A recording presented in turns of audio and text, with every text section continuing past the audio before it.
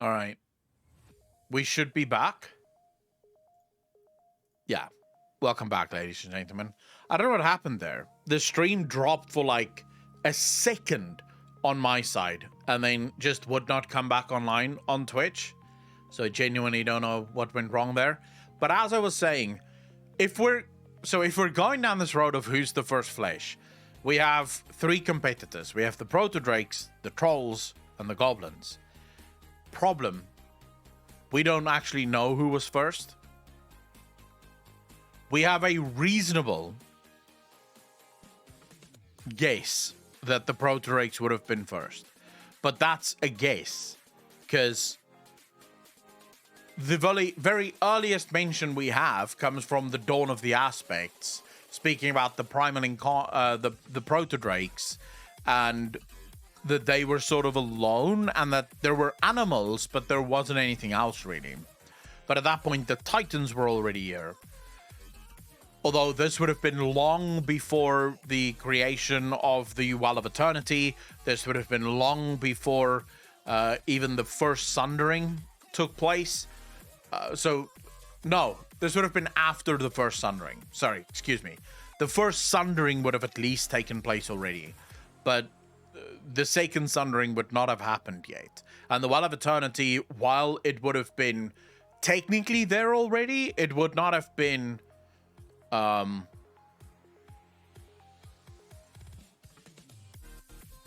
do we put this? It would not have been officially, I think, known by anyone yet.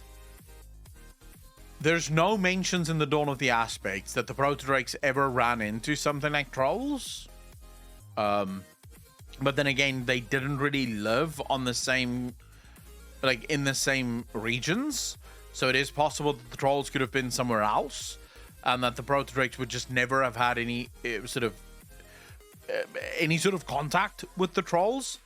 We know that the goblins came from very far away. They were basically off on their own island. But the problem becomes, it was already an island when the Kashemite was first discovered and the goblins finally became intelligent. It was already an island. And the goblins have nothing in their history that speaks about a sundering that pushed them off into the ocean to become an island. So was there islands when Kalimdor was still the land of eternal stars? Were there islands around this land of eternal stars and that's where the goblins lived? Or were the goblins only created after the first sundering, but before the second sundering? And then when the second sundering happened, the Kashemites started showing up, and this is where they got their intelligence. This is guesswork. The real answer is we genuinely don't know. It could be anything. Old God Creations, because Yogg-Saron himself could be considered the first flesh, and his children would be the Akir. Watch your steps. Thanks for the Prime sub, did really appreciate that. Welcome to the most degenerate channel on Twitch. Thank you, thank you, thank you. Far too kind, sir. Digitmark, by the way, what if I can say I could support one of your bonkers theories regarding Murozond, with the possibility having created the Void. Not sure if the old gods have existed before the Void or after. I would like to have a talk about it when the time is right again. Digit, Friday. I mean, you're basically on every single Q&A. So how about on Friday we have that discussion? Because I'm not married to that theory, right? So I won't say that I need that theory to be correct, but I do like the theory. I do think that the theory that Morozond created the Void could definitely make sense. Although people sort of don't quite understand when I say that he created the Void. They don't quite understand what I mean by that, which is fine. I don't expect anyone or everyone to know everything. Because it's not so much that Morozond created the Void, it's that Morozond created the turmoil within the Void. Right? Thank you for your content. Love the old god Void Lord recently. What you say? You have the people on the Q&A to thank for the old god void lore shit, because I do the Q&A and it's open to literally every and all questions, but for some reason we've just had the last 2 weeks really every single person jumping into the Q&A has some void related question. So it seems like the community really has a lot of questions about the void now. So, and I love the void. I mean, I pretty much started my career speaking about the void. So whenever it's talking about the void, I'm here for it.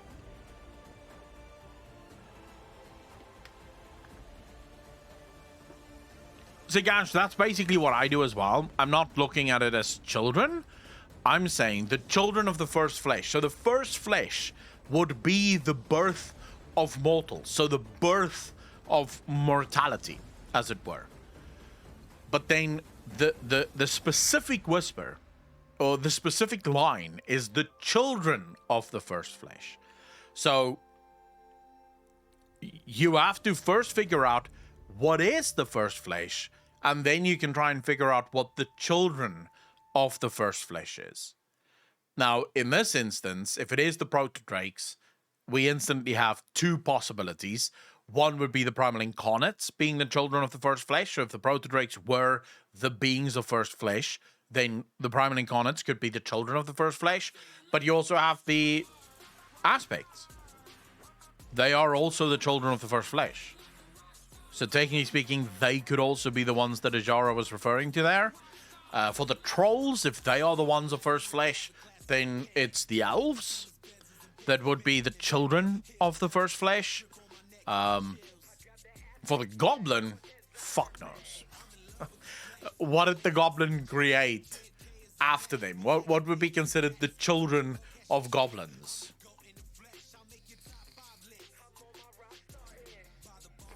The Gill Goblin?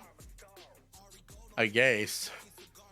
It's possible. The Gill Goblin is definitely aligned in some way, right? No, it wouldn't be the children of the first ones, Digimark, because the first ones are not of... they are not of flesh. At least, not that we know of.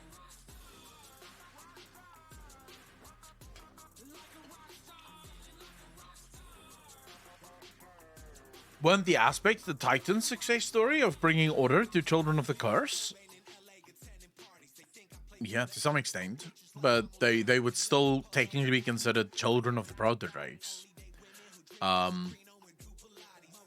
Success is also a strong word, because if you listen to the Primal Incarnates, they do not believe it that big of a success.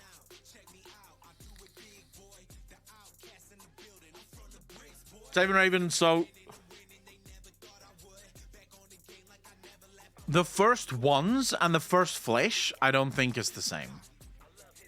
Because we know that there are first ones, at least according to the brokers, there are first ones that exist in the universe. But I don't think that the first ones and that line have anything to do with each other. What if we're the children of the first flesh? Because we are shown a human child considered an abomination of the Vrykul because we are weak and all that mess? McConnell, it's possible. But we, as a species, as mortals, we didn't make any deals with the old gods, as far as I know, at least. Yeah, we never made deals with the old gods, at least not as a collective. The orcs, for example, would have made no deals with the old gods because the orcs wasn't even here when most of these things happened. The night elves, sure, could have done it. The high elves could have done it. The gnomes could possibly have done it. The dwarfs could have done it. But again, these were all beings that came from Titan construct.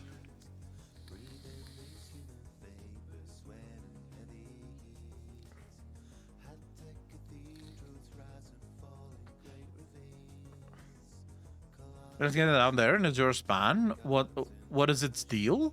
Why we never saw any two-headed dragon, chimera, and dragon owls? I don't know. I have no idea, Mercer. Protodrakes? Well, Vrykul had a lot to do with a lot of things, though, right? The Vrykul, sort of a different, interesting beast, I would say. At the dawn, the humans are descendants of the Vrykul, a seed race who worship their creators, the Titans, as gods around 15,000 years ago. The Vrykul of the Dragonflayer clan believed that their gods had abandoned them. Well, the Vrykul is actually where this theory came from, and I'm sort of giving away podcast topics now, because we did this during the podcast for patrons. But in the podcast, we sort of discussed in Legion, in Stormheim, there are Vrykul that are quote-unquote mortal who Odin turned back into constructs. So Odin basically re-initiate them into his followers. So we sort of asked the question, but what if the Vrykul were natural? What if they were first flesh? The Titans arrived and then turned all of these things, these Vrykul and the dwarfs and the gnomes, into constructs, and then the old gods simply reintroduced flesh. Because remember what the Titans say. The Titans say that nothing can be created unless it has been ordered first. So for the Titans, they see a bunch of mortal beings running around, and they are appalled because these things are not ordered. They are chaotic. So the Titans introduce order into the mortal races of Azeroth, turning fleshy dwarfs, fleshy gnomes, fleshy Vrykul into constructs. And then, of course, the Titans build their Titan Keepers to be the generals of these new constructs. That's a different theory.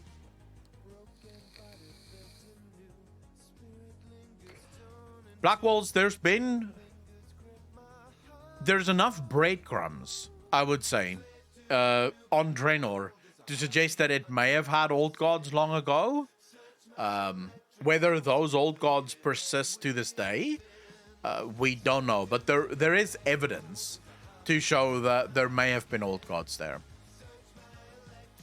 Deal with Azara made the deal with N'Zoth.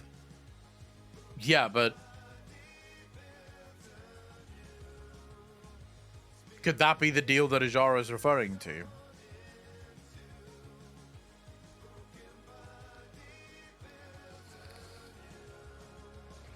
Because, like, I do apologize. Twitch plays the ads.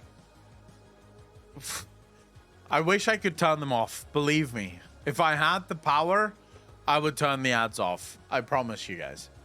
I fucking hate the ads as much as you do. I don't like them. I don't give a fuck about them. I wish I could turn them off. But sadly, the only advice I have for anyone that doesn't like the ads is you have to sub. Because that seems to be the thing that Twitch wants to do. They want to force people to sub. Otherwise, you have to watch the fucking ads. I wish that wasn't the case. Believe me.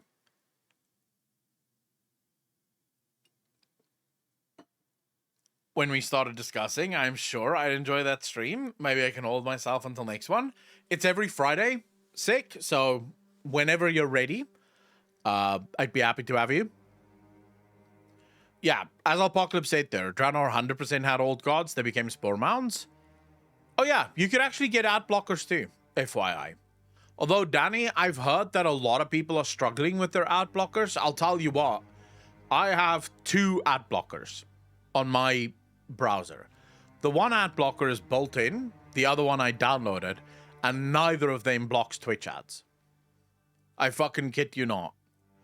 The best they do is they turn the screen black for 3 minutes.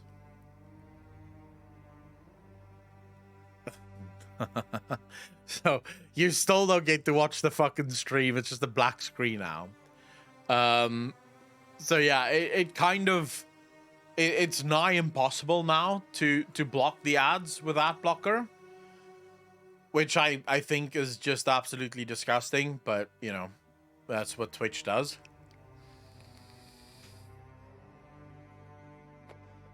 baked into the viewer.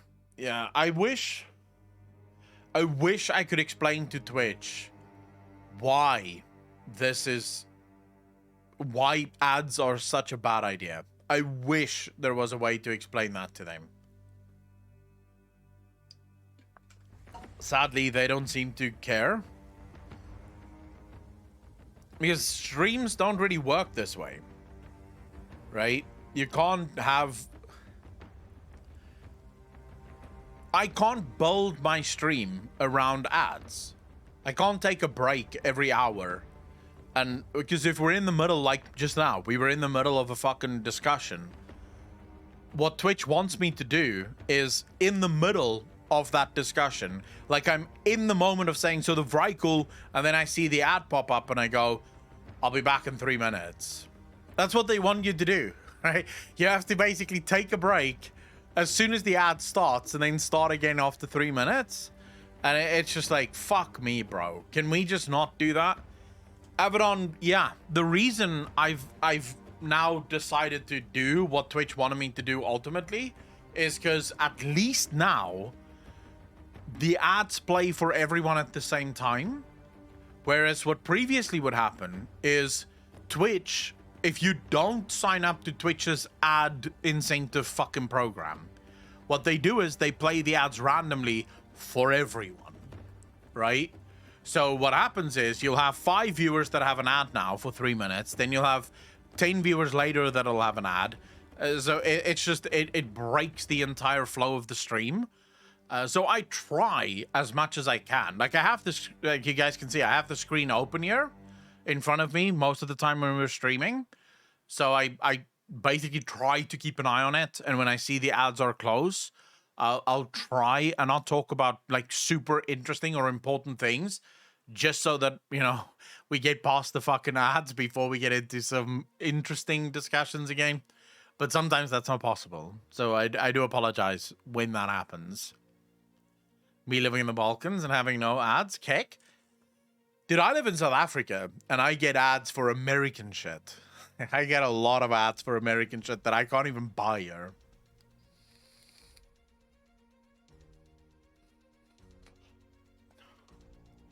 Yeah, but I don't go out to smoke anymore, Apocalypse. So, what am I gonna get up for? No, I don't like taking breaks. I know you're supposed to get up and take breaks. I fucking hate it. Like, the only time I'll take a break is if I want, like, another drink, or there's an actual reason for me to stand up. But otherwise, I just... Why would I go anywhere? I like streaming, I like being here, so I'll just sit here.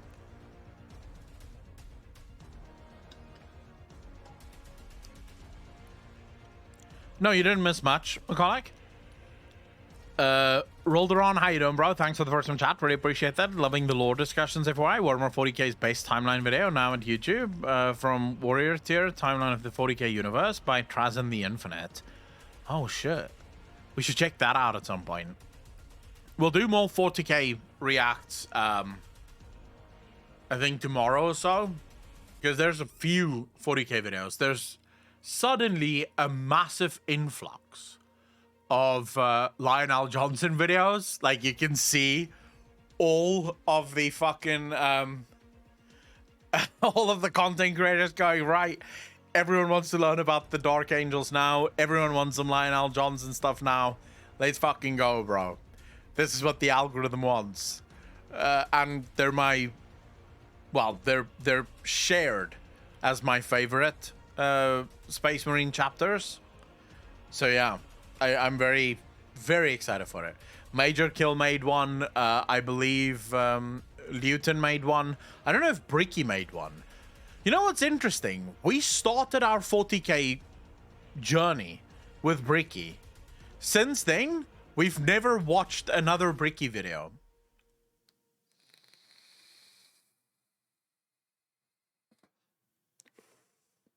The only Bricky video we've ever watched was the very first Warhammer video I watched.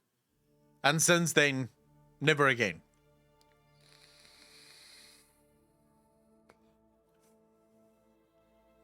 Is it Zeus RTA there? What do you mean, sick? has made a podcast video on the new Farsight book. Is Bricky a Xenos lover? He is not a Chaos fan. Night Lords? Yeah, but I get why no one would want to be a Chaos fan. Like, fuck Chaos, man. I have another question. He is now a Chaos fan. I fucking hate Chaos, man. Oh my god, I don't know why people would like the Chaos Gods. But never mind. Let people be weird. You guys know the Plague Worlds, or are they called the Plague Worlds? Mortarian's home planets that he pulled into Nurgle's garden. What are they called again?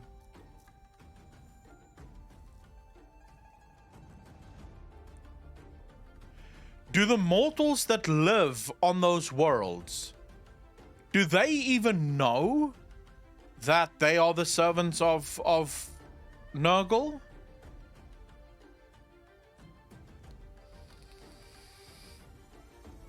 Oh, it's called a Vaporesso. It's a hellhole? Yeah, I know it's a fucking hellhole. I am well aware.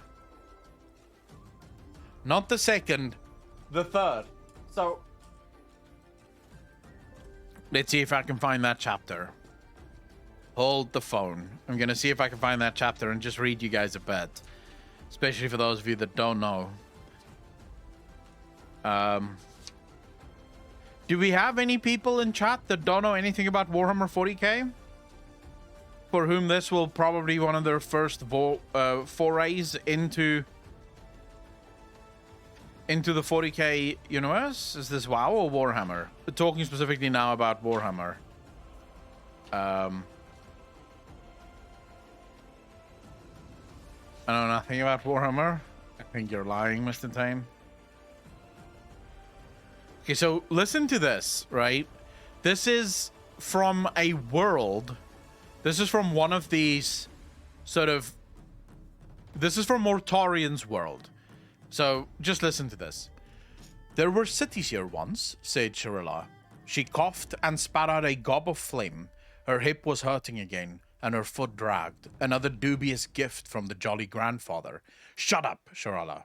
There never were.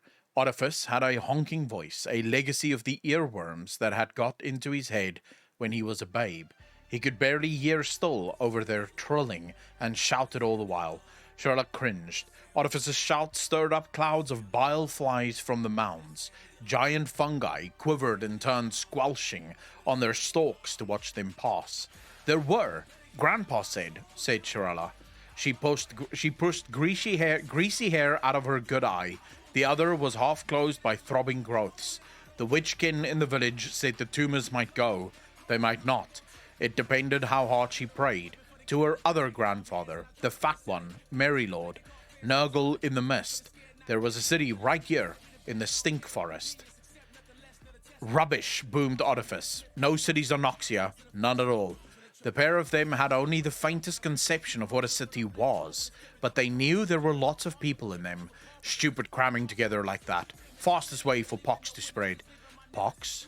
They used it as shorthand for everything, whatever sickness, disease, or malady.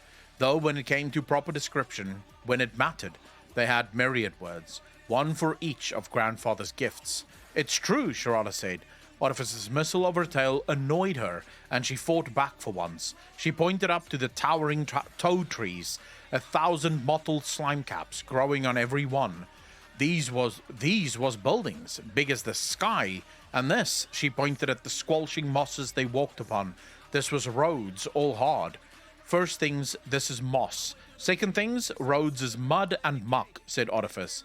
This is a forest, always been a forest. Trees and slime and flies. No buildings, nothing hard. Yeah, that's so, Shirala grumbled quietly, but Orifice heard her fine for once. That's so, said Orifice.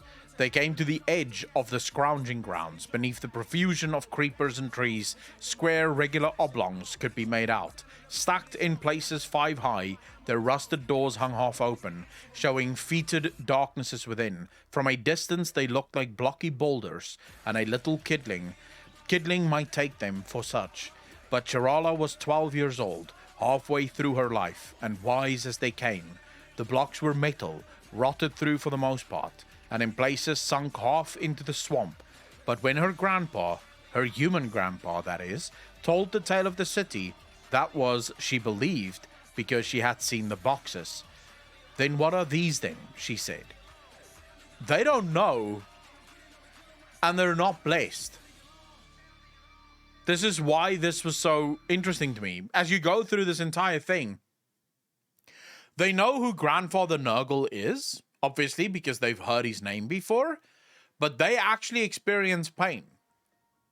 The sicknesses don't bring them joy. When Nurgle blesses you, his sicknesses bring you joy. Like, they experience euphoria at the pain and at the hurt and at the sicknesses that they're getting. But these humans, mortal humans that live on Noxia, they get fucked. Yeah, but they pray to him, Abaddon. That's the thing. They do pray to Nurgle, and yet it doesn't matter. Like, Nurgle doesn't seem to give a shit. Nurgle cultist, Nurgle never takes the pain away. He just makes you enjoy it. Yeah, I mean, they experience pleasure instead of pain.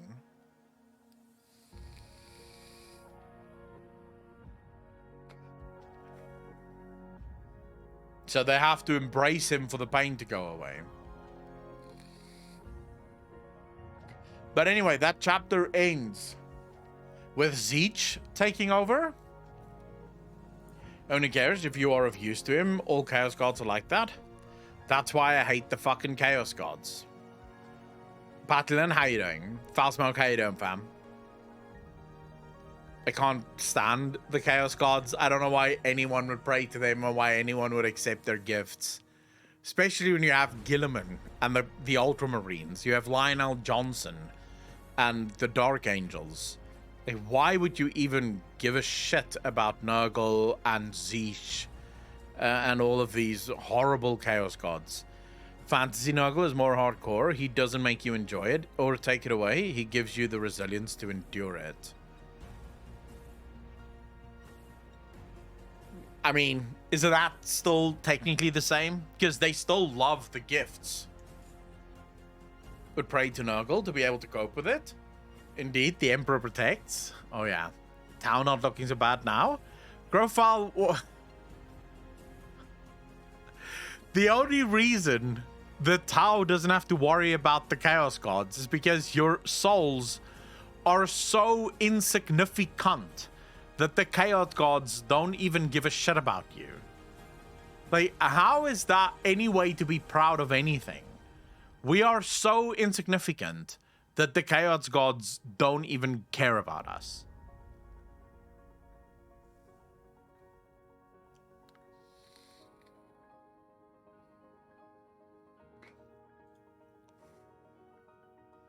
What do you mean the middle ones? What am I looking at here? Minoar, how you doing, bro? Resident Wordbearer here, who is shit-talking chaos? Well, fuck yourself, Minoar.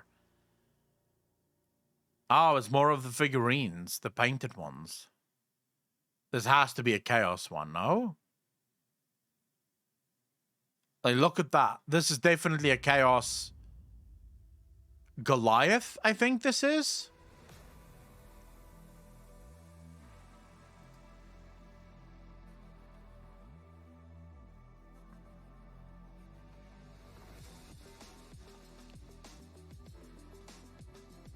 This has to be a Zeech creature. Middle Earth strategy battle game.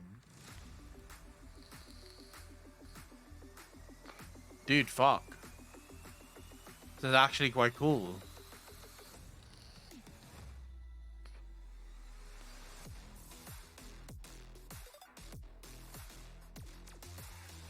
The bronze winner. Holy shit. How long do you think it took him to actually paint this?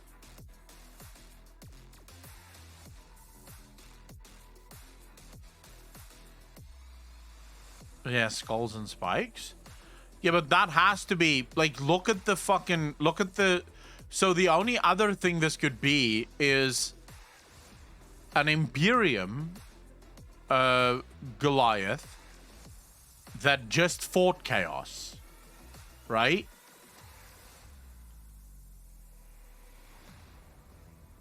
Because look at that. Look at the paint. It's dirty as fuck.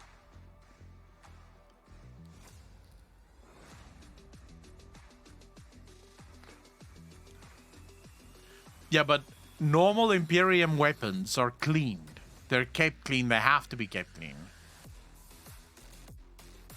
That is pre-heresy Death Guard. This is Death Guard. Huh.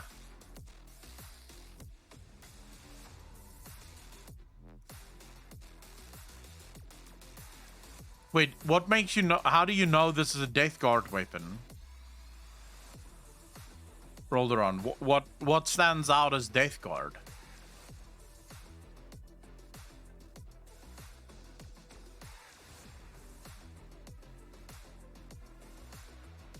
Green white armor.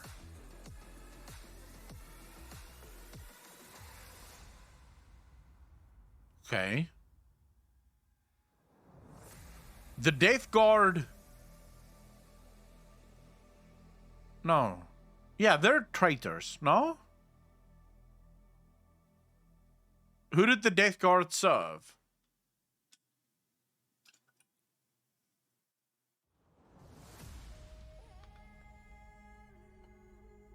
Yeah, they are traitors. Oh yeah, they do serve Mortarion. For a second there, I didn't think that it was Mortarion, but I remember now. They're fighting the Death Guard right now on every fucking front. Space Marines, Nurgle followers. Yeah, I hate the Death Guard, by the way. It is sick, dude. The explanation of shit. Yeah, I can't read about the Death Guard. It is absolutely just disgusting when you read about the Death Guard. I hate it. But okay, I wanna watch something else. Quick warning for everyone in chat that is, you know, unbelievers. If you're one of those people that question nothing and just buy everything the papers tell you, then this is going to be upsetting to you because you don't want to believe that your government is lying to you. But I believe. Now, this is called the Y Files. So a little bit of, I guess, insight into this. This guy starts all of his videos going through the different theories, conspiracy, obviously, and then at the end, he provides you with the research. So they do a lot of research. He's got an entire team behind him that researches the conspiracy theories, and he really does try to debunk them. Some of them he's able to debunk, some of them he isn't. So, yeah, it's always very interesting to watch, always very interesting to speculate on. And I love shit like this. So, yeah, this is what we're going to be watching now. Actually, the Dark Angels are currently fighting the Death Guard during the Siege of Terra, defending the Astronomic, and so Gilliman arrives in time. Oh, they're actually at the moment fighting. Shit. Long war. Okay. Let's see. So this is called... By the way, thanks for the 100 bits, bro. Really appreciate that.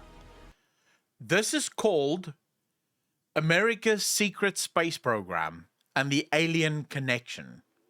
Solar Warden.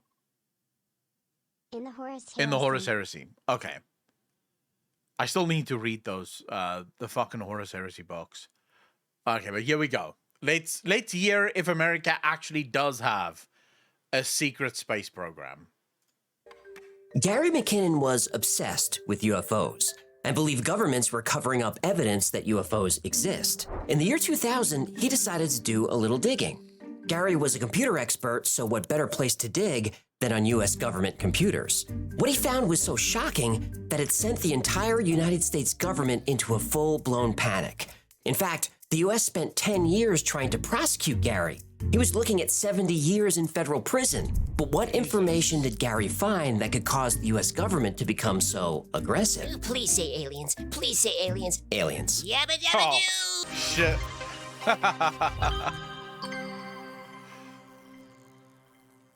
Gary McKinnon's stepfather was into science fiction and space travel, and this rubbed off on Gary. When he was only 12 years old, he joined BUFORA, the British UFO Research Association. But it all came together when Gary was 13 and had his own UFO sighting. He saw a bright red light in the sky that went from horizon to horizon in about 5 seconds. At first, he thought it was a meteor, but it was moving too slowly and erratically. He said it moved through the sky in a waving motion like a dolphin bouncing in and out of the water. Oh, you know what? Space dolphins move that way on purpose. Really? I only said that because I wanted to see him make a face like he smelled a fart. As time went on, Gary became convinced that governments around the world, especially the United States government, had evidence that UFOs and aliens were real, but this evidence was being withheld from the population. Of course they withhold it. And thank God they do, we'd be out of a job. Amen to that. Well, Gary McKinnon was an expert in computers and networking and worked as a systems administrator. Even though he was good at his job, he was bored with it. His real passion was UFOs, a passion that was becoming an obsession. And if the government was hiding information about UFOs, he was going to do something about it. Idle fins are the devil's playground. That's something I teach all my guppies. Gary... Can I ask a question before we continue with the video? How many of you in chat actually believe that there are aliens? So you believe that aliens are real and that we've had encounters with them before? Or at least you think that it's possible that there's been encounters before and that the governments are actively hiding it from us? Wouldn't surprise me. I do indeed. I think that there is life on other planets. I believe they exist. Do I believe the government are smart enough to keep them under wraps? No. The real one, they real? There's someone besides us in the vast universe? So I'm specifically asking if you think that they've been here before. So I'll tell you what I think. I think it's possible that they've been here before. And I would understand why the governments are hiding it from us. I don't think the government should be hiding it from us, but I understand why they do it. It would cause mass panic, right? If people found out tomorrow that aliens are indeed real and that aliens have been on Earth before. For a number of reasons, but the biggest reason would be there's no way for us to fight beings that already have the technology to come to Earth. We don't even have the technology yet to go to other planets. We're still trying to figure that out. So if there's beings that are actually able to travel to Earth, we're fucked. And humans will immediately understand this, and humans will start losing their mind. Of course, you will get the sex cults that will want to have sex with the aliens and whatnot, but those would be a minority. I think the vast majority of people would just lose their minds. That we are the aliens? I'm kind of dumb. Yeah, sometimes I've heard that theory before, and it is interesting. Gary knew that both NASA and the U.S. Department of Defense use Windows, which he described as a operating system. Using skills he learned as a sysadmin, he wrote a program to do one simple thing: check the passwords of all computers on a network. He wanted to know if they used the word password as a password, or if they used no password at all. His program ran for a year and found hundreds of wide-open government computers. To this day, he insists he wasn't hacking or attacking the computer systems. He said it was more like going fishing for information. Fishing, huh? That phrase is a microaggression. Save it for Twitter. Eventually, Gary found computers inside the U.S. Navy, U.S. Space Command, and NASA. But he didn't find anything interesting until he stumbled across... aliens? Not exactly. What did he find? He found a spreadsheet. Ugh, sometimes you are so disappointing. Spreadsheet. Okay, let's see. Gary McKinnon had accessed some of the most highly classified files in the US government. Most of what he found was pretty boring. Lots of staff reports, department memos, mostly just bureaucratic paperwork. But Gary found a spreadsheet on a US Navy server that caught his eye. It was called Non-Terrestrial Officers and contained a list of names. He was looking at a list of people stationed somewhere other than planet Earth. Non-terrestrial officers could be humans serving on another planet or non-humans serving on this planet. Well, that's true, but in this case, Gary was pretty sure that these were humans, because the list showed officer transfers from one ship to another. So Gary looked for the ships in the US Naval Registry. Well, let me guess. The ships weren't on the list. They were not. Ooh. They appeared to belong to a secret fleet, a fleet operating in space. But that wasn't even the most interesting thing that he found. A spreadsheet is just words. But you know what's worth 1,000 of those? A picture? A picture. Gary McKinnon, who worked at the agency for years, she said she saw quite a few UFOs in NASA. Wait, have we been taken down? Oh, we're back. This wasn't on my side. I don't know where the fuck that happened. It's Twitch sending us a warning. They don't want us to know the truth. That's what this is. What did you guys miss? Like, how much of this did you miss?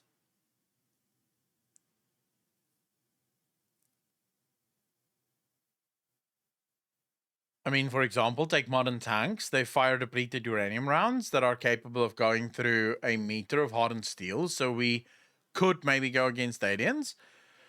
Toto, not if they've already figured it out. But what makes this very interesting is that if true what this guy found, it means that we already have the technology to travel space. And that they're just not telling us that we already have this technology.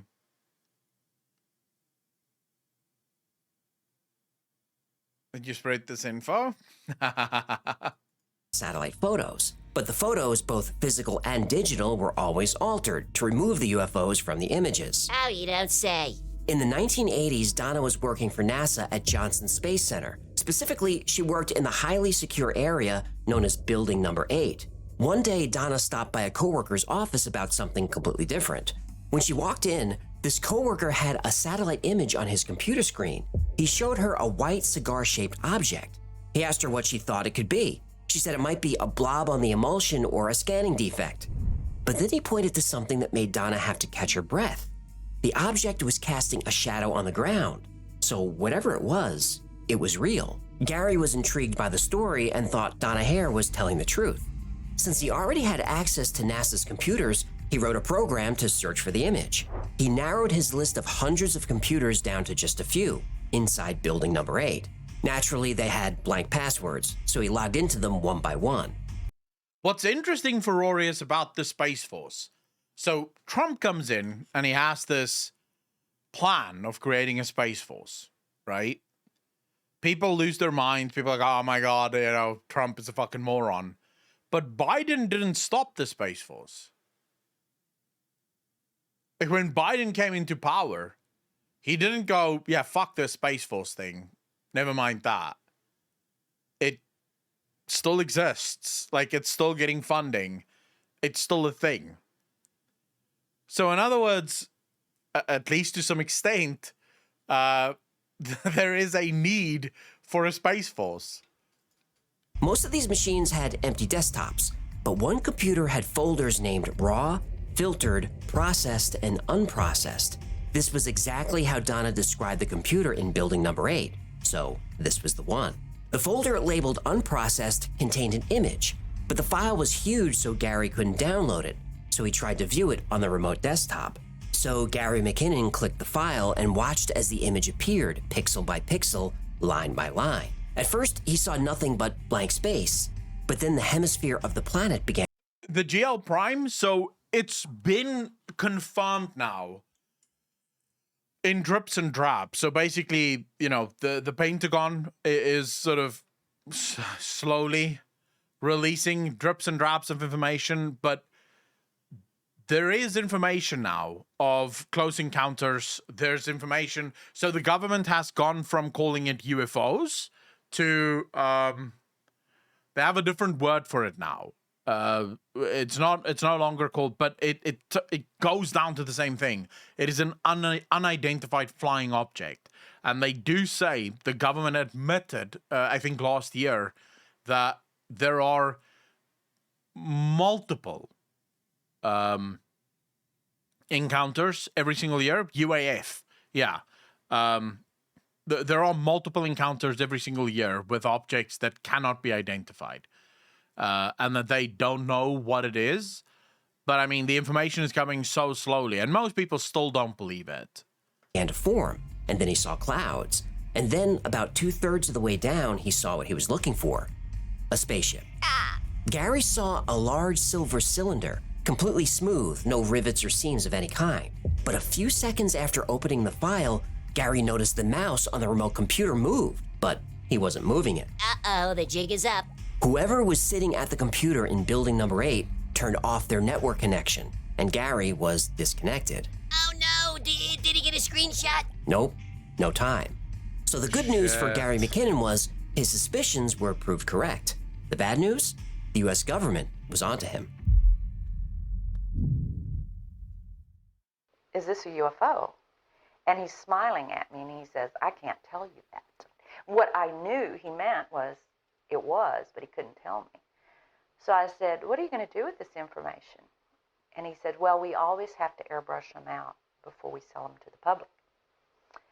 And I was just amazed that they had a protocol in place for getting rid of UFO pictures.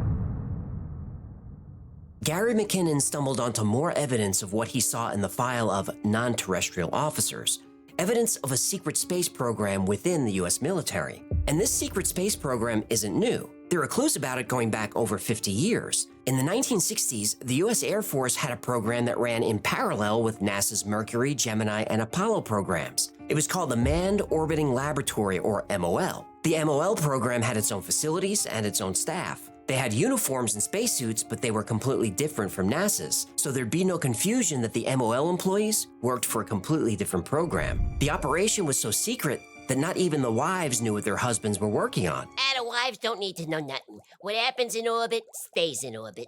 You've been divorced how many times? 3. Uh-huh. Cheap shot. The MOL program was created to develop a spy station in space, but it was canceled by President Richard Nixon in 1969. Or was it? Right. But what Gary McKinnon stumbled onto was something far bigger than some Cold War spy program. After Gary found the cigar-shaped UFO on the NASA computer and got caught, US officials began to pressure the UK to help track him down. In early 2002, Gary was arrested and charged with 97 counts of causing damage to US intelligence assets, and he was accused of doing $800,000 worth of damage. The US government claimed he hacked into dozens of military computers and 16 NASA computers. They claimed he altered and deleted files, and that his activities were, in the US government's words, intentional and calculated to influence and affect the US government by intimidation and coercion. These charges were very aggressive. Clearly, the US government was concerned about what Gary found, so they wanted to make an example of him and make sure no one else would ever try to access a single document mentioning UFOs. Gary McKinnon spent 10 years defending himself against these charges and trying to stay in the UK. If he were charged in the United States, he'd be facing up to 70 years in federal prison. The media picked up the story but downplayed the UFO connection. McKinnon was described as a hacker trying to harm the Pentagon. The only major publication to mention the UFO side of the story was the UK Daily Mail. Gary said this publicity is one of the things that saved him. Eventually, his case landed on the desk of UK Home Secretary Theresa May, who would eventually go on to be Prime Minister. She ruled that McKinnon could not be taken back to the US because he suffered from Asperger's. Now, Gary McKinnon did break the law, there's no disputing that. But he also did the US a favor. Using the hacker name Solo, he sent messages to US agencies telling them their security was weak. He felt he was morally justified. I thought if this technology really does exist, it should be used for the good of all of us, free energy, or at least very cheap. If this is being kept secret, why? Because obviously that would be used against people if it's being kept secret, rather than furthering humanity. But at the time, there was a very popular phrase bandied about called heating or eating. Old age pensioners had to choose whether to pay for their heating or pay to have food and then sit on their chair with a blanket and eat their food. Gary McKinnon's case finally ended in 2012. and he became a celebrity in the UFO community. He'd exposed, or at least said he'd exposed, government knowledge of an alien presence. But his case proved there was something much more sinister going on. This wasn't something as simple as the US government covering up UFOs. This was proof that there was a highly organized secret space program in place. This program has a staff of thousands. It has a fleet of spaceships. It has weapons more advanced than anything currently in use. And this program has a name: Solar Warden. Okay, let's go. I'm ready. Another incident, I knew someone in quarantine with the Apollo astronauts. He told me that the Apollo astronauts saw craft on the moon when we landed. The astronauts are told to keep this quiet. They're not allowed to talk about it. At the same time Gary McKinnon was snooping NASA's servers, rumors were going around about a secret space program named Solar Warden. Solar Warden came out of the program called the Strategic Defense Initiative. Now, this was a Reagan-era defense program nicknamed Star Wars by the media. Now, this program has multiple space platforms, similar to aircraft carriers. Its mission is to scan the solar system for unauthorized alien intrusions and report those intrusions to the U.S. Space Force. According to the rumors, the U.S. and other nations have treaties that say only a small number of alien visitors are allowed on Earth at a time. But the aliens had been breaking the treaties for decades. What the Arcturans. fuck? Everybody knows those damn Arcturans can't be trusted. That sounds kind of racist. Save it for Twitter. Touché. As the story goes, Reagan was briefed on the aliens by military and civilian leaders. He immediately became determined to protect the Earth from the alien presence. Now, how do we know this? Reagan said so himself. In 2007, HarperCollins published the Reagan Diaries. This book is an insight into the president's daily life in the White House. His entries aren't written like a memoir. They're just thoughts that Reagan jotted down throughout the day. And on page 334, dated June 11th, 1985, the president made the following entry. Lunch with 5 top space scientists. It was fascinating. Space truly is the last frontier. And some of the developments therein are like science fiction, except they are real. I learned that our shuttle capacity is such that we could orbit 300 people. Whoa, did Gipper let a big one slip, eh? He sure did. Now, if you know the space program, this entry makes no sense. The maximum capacity of a NASA space shuttle is 8 people. At the time, the entire fleet was only 4 shuttles. Even if all the shuttles were used at the same time, which they never were, that's only 32 people. So what's Reagan talking about? Later, people suggested Reagan might not have been talking about space shuttles at all. Maybe he was referencing a program that was supposedly canceled in 1979. A program to develop a space plane called Starraker. Ooh, like the James Bond movie. No, that was Moonraker. Oh, right. Hey, you know that girl at the end of the movie had braces? Yep, I thought so too, but she didn't. That's a Mandela effect. I can't get my brain to accept it. I can't either. Anyway, the Starraker, unlike the shuttle, could carry a lot of people. It was bigger than a 747. It could carry a payload of 200,000 pounds, more than enough to put 300 people on a space platform. So it's possible that Reagan was right, and Solar Warden is real, at least technically. The first reference to a secret space program with the name Solar Warden is from early 2006. An anonymous post appeared on a bulletin board called the Open Minds Forum. We have a space fleet, which is codenamed Solar Warden. There were, as of 2005, 8 ships, equivalent to aircraft carriers, and 43 protectors, which are space planes. One was lost recently to an accident in Mars orbit while it was attempting to resupply the multinational colony within Mars. This base was established in 1964 by American and Soviet teamwork. Not everything is as it seems. We have visited all the planets in our solar system, at a distance of course, except Mercury. We've landed on Pluto and a few moons. These ships contain personnel from many countries and have sworn an oath to the world government. The technology came from back engineering alien disk wreckage and at times with alien assistance. For a few years, Solar Warden flew mostly under the radar in UFO circles. But in 2012, Solar Warden was back. In November of that year, a Huffington Post article by reporter Darren Perks was the first major news article about Solar Warden. It was also the first to tie in the story of Gary McKinnon. The article claimed that the program began in 1980 and operates under the U.S. Naval Network and Space Operations Command, the NNSOC. The space fleet has 8 massive carriers, each over 600 feet long. Each carrier is staffed by 300 people and protected by about 40 Black Waltz 4, So I could say a lot of things, right, about trickle-down economics and whatnot, right? I am a capitalist. I believe in the capitalist system.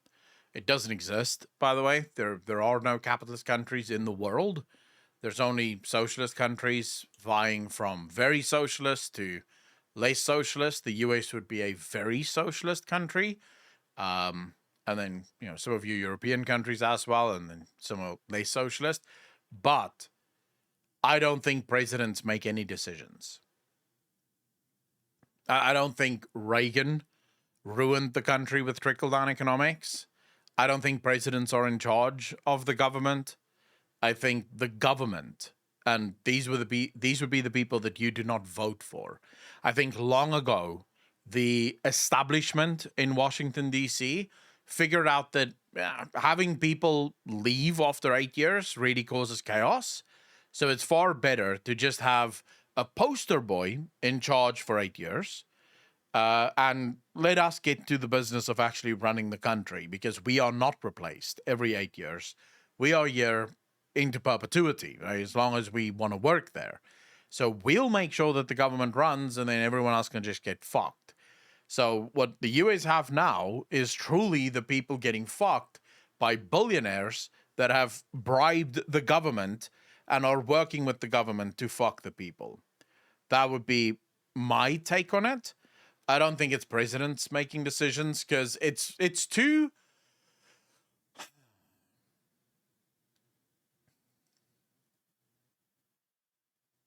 Let's take the trade war, right? In 2017, Trump starts a trade war with China. The whole world, the media, the Democratic Party, everyone speaks about how fucked Trump is and why would Trump start this trade war? This is going to ruin the US. Trump is a madman and he should be stopped. Biden comes into power, and Biden said that Trump was a madman for this. Biden continues the trade war. Like, Biden doesn't put an end to the trade war. He continues it. In fact, he ramps it up. He's doing more trade war with China than what Trump ever did. So, if the trade war was so evil, why didn't Biden come in and stop the trade war? Because that's what they said. They said it's evil, yet it just continued. I don't think presidents make the rules. I think presidents are informed of what they want to do next, and they let the president sort of play around with lesser tools. So when Trump wanted to build the wall, the establishment didn't give too much of a fuck, right? The wall doesn't bother them. So they'll let people scream about the wall, and, it'll give Americans something to scream about for a while. They're not going to interfere. But they do want the war with China. And so that they want. As soon as Biden became president, he was informed thusly that war with China is going to happen. And he needs to play his part in that. So yeah, that would be my take on it. They want to have their own credits printed on the acts as POTUS. Think about it. With so many spaceships, we would constantly be needing to send up supplies to them. We don't see nearly enough rockets going to space to support them. Massey, it would...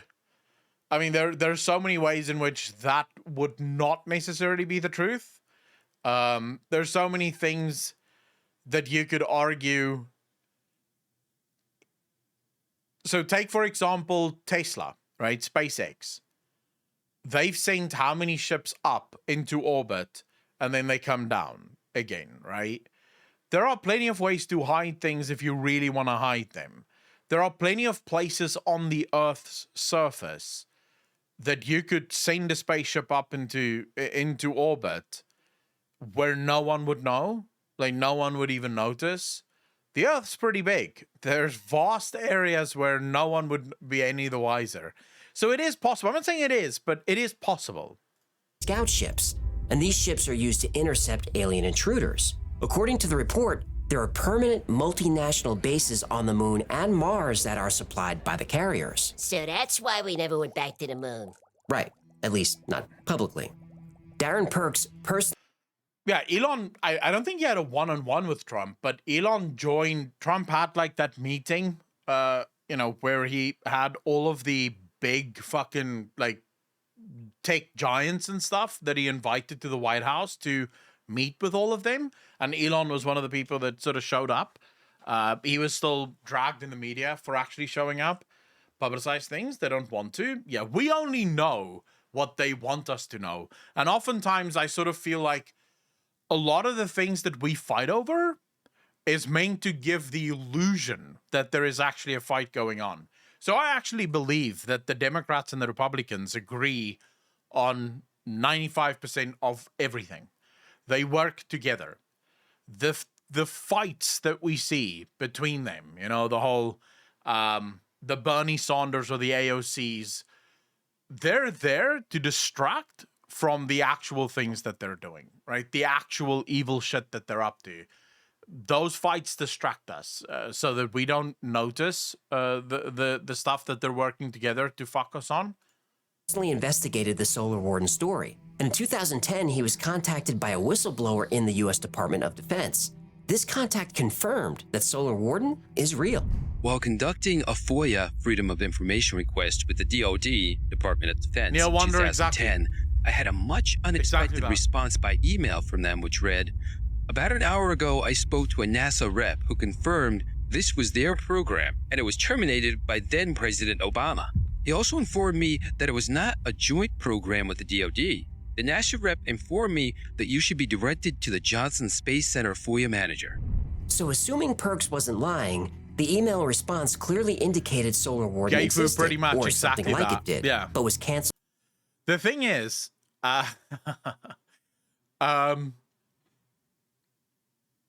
they have learned that humans are easily controlled.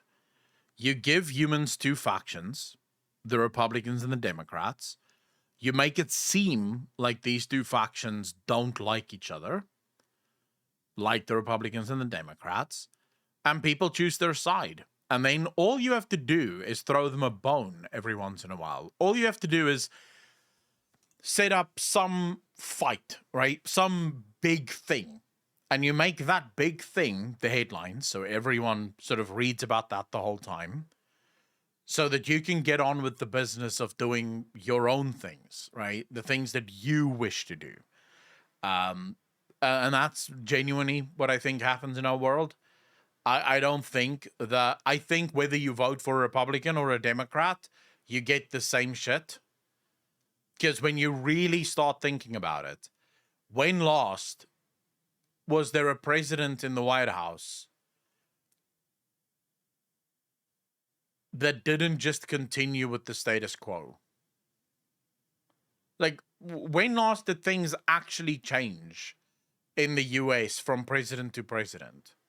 Even when the president has a full blue or a full red House and Senate, nothing changes. Like, nothing. Nothing changes. It all stays exactly the same. They just do more things. But none of the previous things ever change. It all just stays there. I remember when the Republicans won the House and the Senate, they were all sort of talking about how bad Obamacare is and how Obamacare needs to be abolished. Obamacare still exists. They had a red House and a red Senate, and Obamacare still exists. So in other words, did they really want to remove Obamacare? Because if they really wanted to remove Obamacare, they could have done it. They had a red House, a red Senate, and a red president. And yet, Obamacare still exists. It wasn't removed. It wasn't changed. It was just the same thing. That's the game. They tell you they don't like it because they basically go after. They go after the Republicans in the House and the Senate. Say things that they know that conservatives want to hear. The Democrats in the House and the Senate say things that the liberals want to hear, or the left wants to hear. But what they say for you and me to see is not what they say when the doors are closed. That's just the truth. And I don't think it's all of them. I don't think it's every single senator on the Democrat side. I don't think it's every single senator on the Republican side. I think there's a sort of a group of old guard, and they make sure that things never change. Obamacare, the reps in the Senate don't use, but force it on the rest of the people. Well, yeah, of course. Romney and McCain prevented the Obamacare removal. Most Republicans tried. How can two people block it? It's not possible. It's not, dude. It's all a fucking game. It's all a game, bro. We are the toys. We just don't know it. It's just a game. By President Obama in the early 2000s. Perks never followed up on his original article. Dude, if there's one thing that I have, and this is going to sound so weird, because I am a full-blown capitalist. I believe in free markets. I believe in the freedom of people to do what makes them happy. But if there's one thing I have so much in common with the left, it's a disdain and an absolute hatred for billionaires. I despise them with everything in me because they have corrupted the system to the point where truly no one can play the game. If you are not a billionaire, you are not becoming one either. You're just fucked. You will never be able to get into that because they have rigged the system against you. But they keep telling you, right, that this is the best system ever. And then if you're a young person, you look at that system and you go, I can't buy a house. I'll never be able to afford a house. How is this a good system? Nah, but this is the best system ever. But is it fucking really? I can't buy a house. Right? Like, if this is the best system ever and I can't buy a fucking house, then clearly it's not a good system. It's lies, bro. And it fucking pisses me off so much. So much.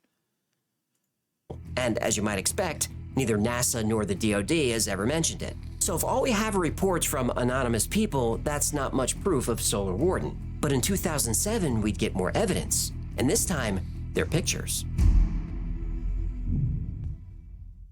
In 2007, a British amateur astronomer named John Leonard Walson started using a new technique. Black Waltz, you see, I don't like laws like that. Because at the end of the day, that law will almost always be used to limit.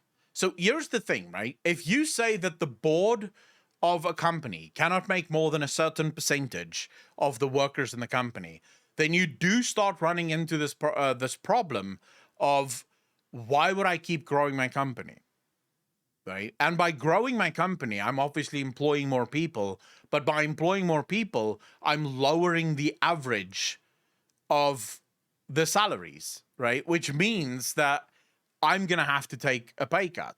So I don't want to employ more people because I don't want to lower their salaries. So suddenly you have a bunch of poor people that would probably be able to work in the factory and at least get a job that no longer get the job in the factory because I don't want to lower my salary, right? So it always have unforeseen consequences. What I want and what the capitalist system needs desperately is a government that allows for things to be free and fair. So a government that ensures that there is enough competition within the market. Because ultimately, what you want, right, is another Amazon or two more Amazons. Because what then happens is, if Amazon decides to pay their workers fuck all, this other company could say, hey, we're going to pay our workers a good wage. We're going to steal all of Amazon's workers that are already trained, and Amazon is going to go bankrupt because they won't have any more workers because Amazon isn't paying their workers enough. And this will raise the salaries of everyone within the system. But when you have a system that, you know, during COVID, for example, all of the stores had to be closed except for Amazon. Amazon could keep operating. And then also, when the government relief checks went out, the government gave money to Amazon. And I sat there and I went, but Amazon doesn't have to close. Why are you giving them bailout money when they don't have to close? They're one of the few companies that are allowed to stay open, and you're giving them bailout money? Like, this makes no fucking sense. Give the bailout money to the mom and pop store down the road that is forced to close during COVID. They need that fucking money. Those billions that you gave to Amazon, who didn't have to close, could have gone to these stores. Like, what the fuck, right? So that's what I mean with the system is rigged. The system has been infected, and it's a diseased system that ensures that no one can compete within the market, which then allows for a company like Amazon to pay their workers criminal wages. Because who else are you going to work for? Right? Like, where else are you going to find a fucking job? Amazon employs a shit ton of people. If you want a job, you're going to go work there, and there's no one else to work for. And there's also no one else that's going to push those prices up because no one else can compete with Amazon. If you're a mom and pop store, you can't compete with Amazon. Amazon will just always be cheaper. So you can't pay your workers more because, well, Amazon is already paying their workers peanuts. So, and you can't really compete with them. So the whole system is just sick. And this I do agree with. I hate this system. It pisses me off to no end. And I would stand shoulder to shoulder with anyone that wants to tear it down and start over with something fucking new. That went poof during COVID. It was horrible. Dude, I saw so many shops in South Africa that just got absolutely fucking destroyed during COVID. So many. And especially now, more and more stores are closing down just because they could not recover after COVID. They can't recover. But this is a South African problem because of the electricity that's costing them just more and more money. You add the losses during COVID, and they just can't make money. Film the night sky. By attaching special equipment to his telescope, he records objects in visible, infrared, and ultraviolet spectrums. He then takes the clearest frame from each band and combines them. This process is called luminance layering. Walson first used the technique to view the space shuttle and the International Space Station, and experts confirmed that his technique works. But things got really weird when he started recording videos of stars in the sky. Walson discovered that many of the stars are not stars at all. They're in fact massive, highly reflective space platforms, exactly the type that Solar Warden uses. Some platforms have solar panels. Come on, others really? have what looks like weapons attached to the structures. He said some of the objects look like spaceships from Star Trek that might be used by the Federation or Klingons. What do toilet paper and Captain Kirk have in common? Please don't. They both fly past Uranus and wipe out the Klingons.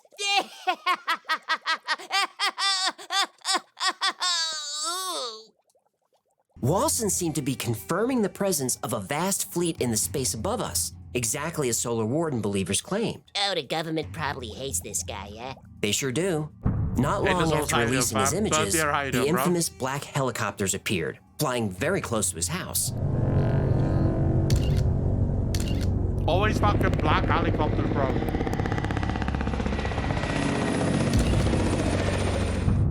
Walson said that he was even being intimidated by what he called a government goon, and they even got physical at one point. But there's more to Solar Warden than just questionable videos taken with a telescope.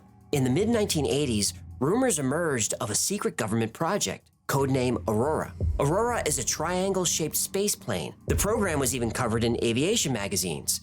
Now, there weren't many UFO sightings described as triangles before the 80s, but now this is a common type of UFO. Also during this time, the British Ministry of Defense opened up a highly classified office dedicated to quietly investigating UFOs. One of its employees was Nick Pope. Nick said on the wall of the main office was a large photograph of an object known... Massey, to be fair though, why wouldn't you make them shiny? Because to the naked eye, they would look like a star. And there are so many stars in the universe that, you know, you could ascribe it basically to anything, right? oh yeah, it's just the way the light reached you that make the star look weird. It's not actually a spaceship, it is just a star. But it can't be. So, technically speaking, the best way to hide something is sometimes to almost stand out. Rather than try to blend in, just stand out. So I can kind of see why they would do that. I just don't know if it would be that easy. Because then, wouldn't more people have seen it? Surely more people would have been able to see it already, no? Known as the Calvin UFO, which was taken near Calvin, England on August 4th, 1990. The original photo has disappeared, but it depicted an 80-foot-long wedge or diamond-shaped object in the sky being chased away by a Harrier jet. This happened in front of civilian witnesses who took the picture. Using the recollections of people who had seen the actual photos, computer artists later recreated the image, and that was the last anyone heard about the UFO photo. But in 2022, a former British intelligence officer named Craig Lindsay released a scan of what he claimed was the authentic, original Calvin UFO photo. It showed the diamond-shaped object, the Harrier jet, and the fence in the foreground almost exactly matching the artist's rendering of the scene. Lindsay's photo was confirmed by experts to be authentic. So it was real? Well, no. Well, maybe. Probably not. The photo paper was authentic and typical for the 90s. But the originals are supposed to be color photos. Lindsay's is black and white. Also, the exact location of the original Calvin UFO photo was found, and the background didn't match. There should be hills and fields and trees in the background, and there just aren't. Now, supporters say you can't see the background in the photos because it's too foggy, but weather reports say the day the photo was taken was perfectly clear. So whatever Lindsay's photo is, it's probably not one of the originals. But the original photograph was taken by 2 civilian hikers, and for some strange reason, their identities are classified until the year 2076, and the photos do match the craft developed by the Aurora Project. And there are plenty of witnesses who say that's exactly what the Calvin UFO really is. What? So unless the original photos are found or we can speak to the hikers, we may never know what the object really was. Now, skeptics of Solar Warden say it's too difficult to keep such a large program secret, that people who were part of the program would talk. And they're right, people would talk. In fact, they did. The Air Force official response to any reports of that nature is that we have no such program. But there's a growing body of evidence that seems to indicate otherwise. A hypersonic aircraft with a speed of around 4,000 miles per hour. If you look at it from underneath, what you see is a perfect triangle, really quite unlike anything else has ever been flown. And according to Bill Sweetman, there's the Air Force's secret test base in southern Nevada called Groom Lake. There is something going on a very large scale, and simply denying that anything like Aurora exists leaves wide open the question of what's going on there. Still, the Air Force says it knows nothing. Shortly after the Solar Warden story emerged, several witnesses came forward, each claiming to have been a part of the secret space program. One of these was Laura Eisenhower, great-granddaughter of President Dwight Eisenhower. She said that at an early age, she'd been kidnapped and sent to other planets. She claimed she was involved in a war with an alien species called the Archons. Andrew Basiago was another whistleblower. He said he was recognized at an early age as an ideal fit for a secret space program. He claimed that he used a teleporter, not a spaceship, to travel to Mars on many occasions. And while on Mars, he engaged in armed conflict with alien species. You can't help but...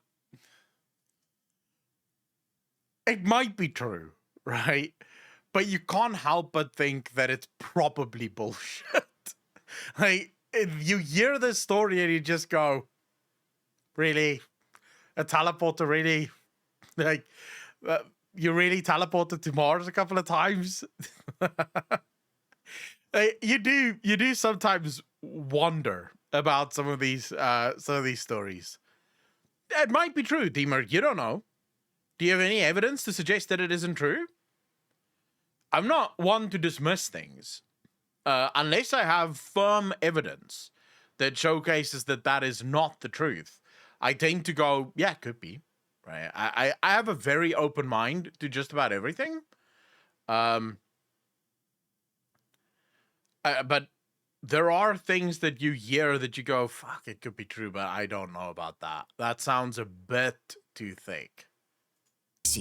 And by 2015, other whistleblowers confirmed their involvement, not just in a vague secret space program, but specifically in a program called Angry Scott's that's actually something that I thought about before as well. Insane ideas without accepting them. Mulky TTV, exactly. Thanks for the first time chat, by the way. I really appreciate that. That's exactly what I tend to do. I entertain the idea. I keep an open mind, but I don't necessarily marry the idea, which you often find on both sides. Some people will marry every idea, and other people will literally refuse to marry anything. They'll just dismiss it right off the bat, which I think is just stupid. Because unless you have actual evidence to disprove something, it's stupid to say it isn't real. Because basically you're going off of blind faith. You're just going, I fucking will not believe this. And then that's it, right? That's the end of it. But to your point, I have often thought about that. Like, how many of the crazy abduction stories and the crazy UFO stories that we've heard may have been government planted? Because if you can make something seem so incredibly stupid and silly, and you can make it seem like everyone, because if you can make it seem like one or two people, are just complete kooks, then it becomes much easier for the public to dismiss everyone that comes out with similar stories. And it even makes it easier for people that do actually see real things to turn around and go, well, I'm not going to talk about that. I'm not going to fucking tell anyone what I just saw, because I don't want to be the laughing stock of my town. Because think about it. If someone came to you tomorrow and said, dude, I just saw an alien spaceship, what would be your immediate thought?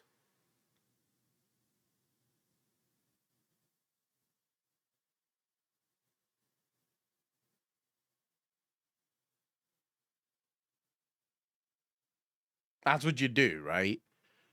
Walk away slowly.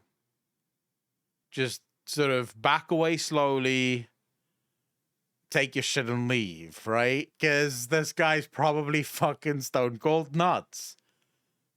But what if that's what they wanted you to think? Because by doing that, they're hiding their secret in plain sight for everyone to see, but for no one to believe. Right? It is interesting. called Solar Warden. Corey Good said he was removed from his old life in the 1980s, then reverse-aged 20 years and recruited into a secret military program. Ugh, I'd like to reverse age 20 years. You and me both, pal. Now, Corey Good described a friendly race of blue avians that were part of a super federation of aliens. The Federation is trying to help the human race fight off alien invaders, including a reptilian race. Lizard people? From outer space? Yep.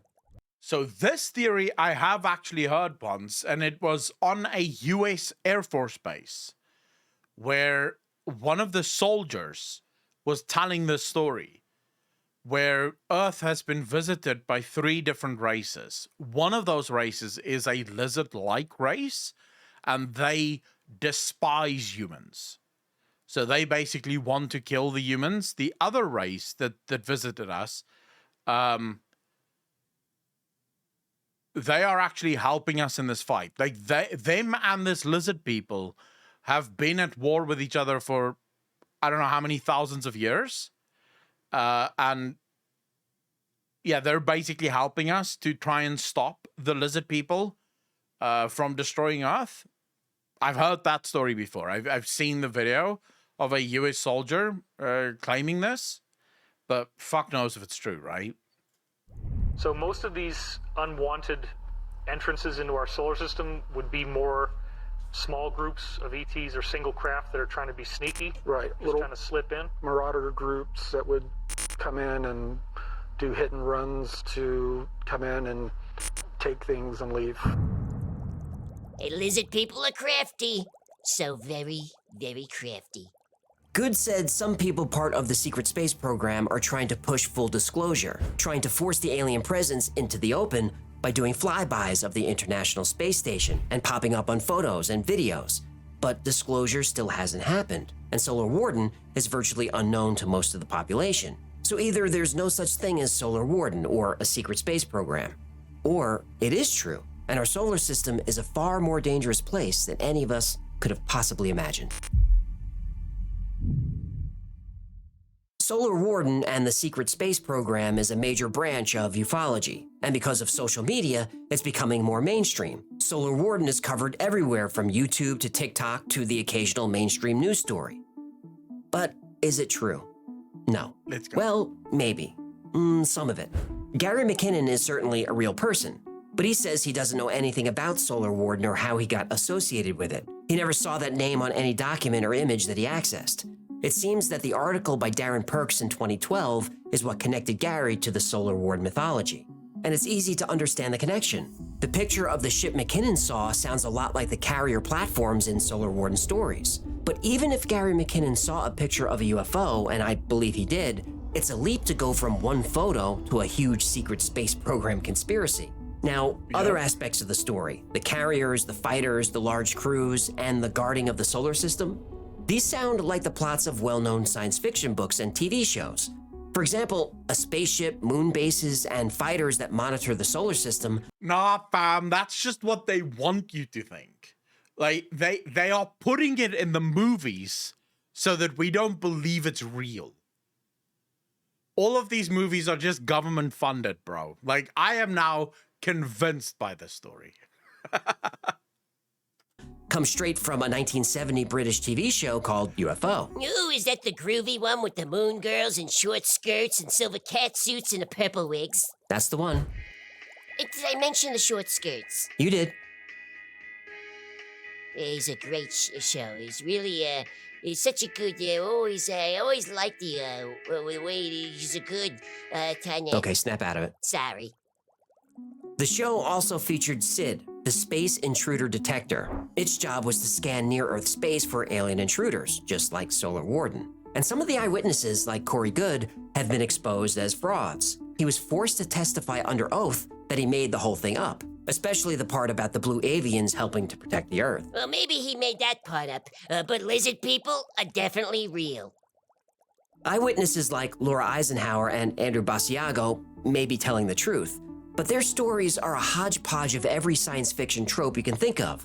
Time travel, teleportation, zero-point energy, and the list goes on. Now, I'm not saying they're lying, but I am saying they both tell very convoluted stories. The only aspect of Solar Warden that holds up to any scrutiny is Gary McKinnon's personal testimony. But unfortunately, that's all we have, his word. Now, think of the logistics involved in something like Solar Warden. In order for it to work, every nation on Earth would have to be involved. Russia, China, the US, and really every industrialized country on Earth is aware when any other country launches a rocket of any kind. You couldn't put a fleet's worth of equipment into space without somebody noticing. You'd also have to constantly be sending food and water and air into space to resupply the fleet. Or they raise their own livestock in space, and they grow vegetables with hydroponics. What do you know about hydroponics? Let's just say in college, I was very, industrious. Ah. So if Solar Warden does exist, that would mean every nation on Earth has set aside their differences and come together for a common goal. That's actually a nice thought. Unfortunately, that common goal is protecting the human race from destruction by an alien invasion. Now that's terrifying. So I don't know if Solar Warden is real, but when I think about its purpose, I really hope it isn't. Well, the only problem with that would be, while they're all working together to defend us from an alien fucking race, they're working very hard to destroy each other. Like, what's the fucking point? Like, maybe they've decided we can't win against the aliens, so we may as well just fucking destroy ourselves and be done with it, right? So this way, when the aliens do arrive, it's nothing but just an empty rock that's completely fucking, destroyed by atomic weapons. If we haven't visited, that's fucking crazy because the nearest exoplanet is well beyond our capability to reach, so whoever is coming would be gods to us. Oh, bummer, that's true. To get fucked by the aliens. But see, I don't know. I'm pretty sure South Africa would be fine. Because even the aliens would look at South Africa and go, well, there's nothing worth taking there. Just leave them be. They're not a threat to anyone. It's impossible. There is alien activity in the solar system, in my opinion. I don't know if it's impossible. I think it's very possible. There are almost definitely much older races than humanity out there. And if you look at where humanity is now, it is not a leap to suggest that other races may be so far beyond anything that we have that we have even conceived of yet, right? The bill HR 2262, U.S. Commercial Space Launch Competitiveness Act. Tatiana, no, what does it say?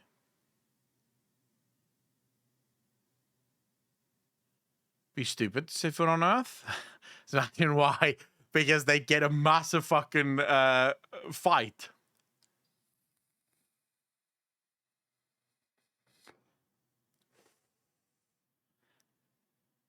Or maybe, although never underestimate their willingness to fucking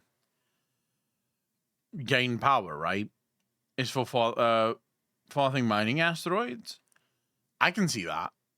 I mean, asteroids have incredible amounts of useful materials, and if we could mine them, that would really be helpful. But then at the same time,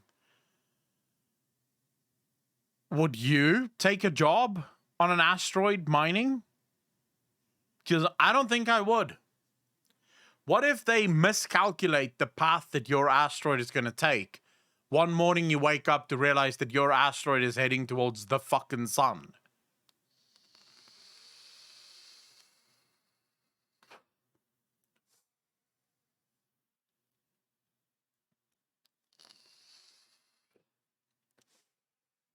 I do think that if humanity does not destroy itself, we will most likely eventually head into space to start mining our planet. I do think so. Or not our planet, our solar system. Because, yeah, you would be rich, Magister, unless you're a slave. In which case, fucking bad luck, right? Because that is also possible.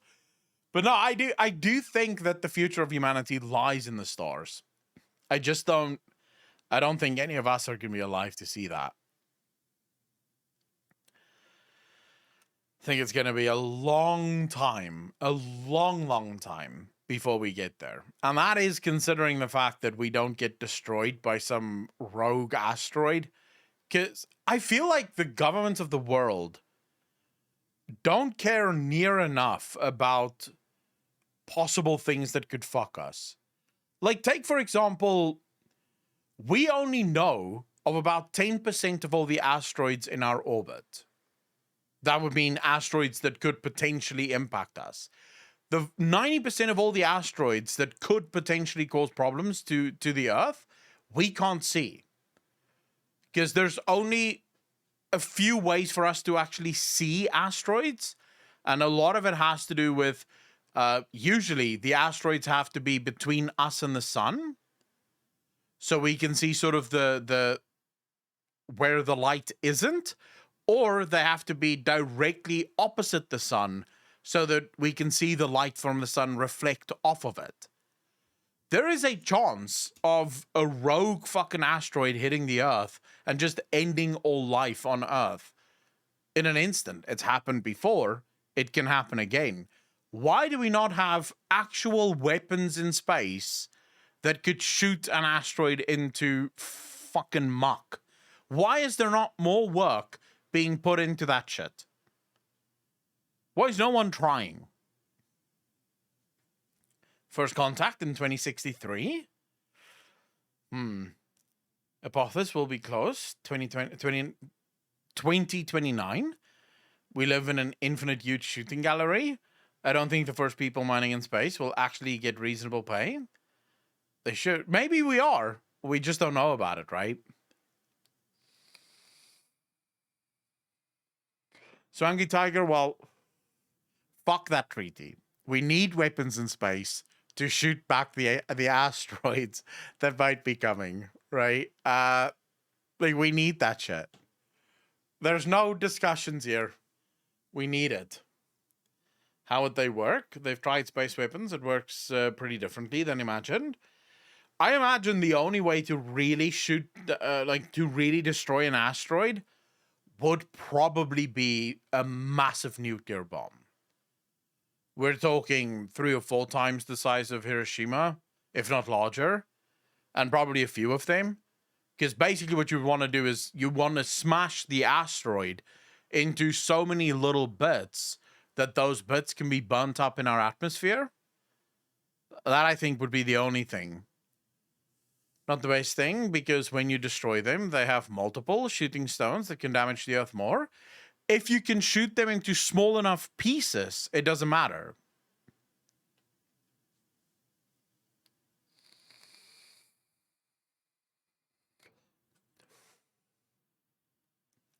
DART mission hits asteroid in first ever planetary defense test.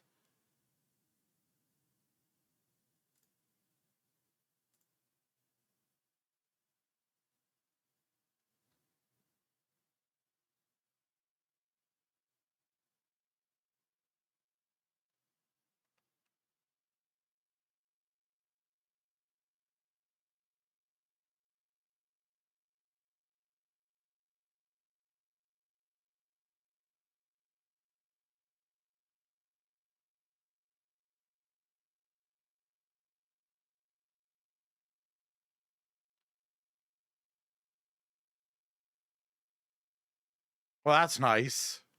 Lovely image. The video work is outstanding.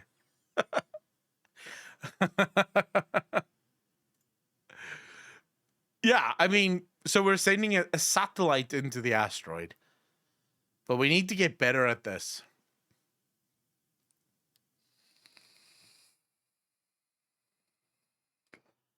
Simulation has shown that nukes wouldn't really have the desired effect on cataclysm level asteroids.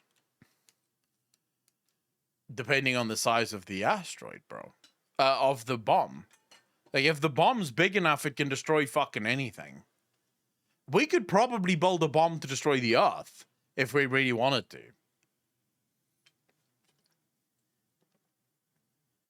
Oh, Foul Smoke, I know about the mission to Mars. Although, I don't know. Do you think SpaceX's mission to Mars is actually going to succeed?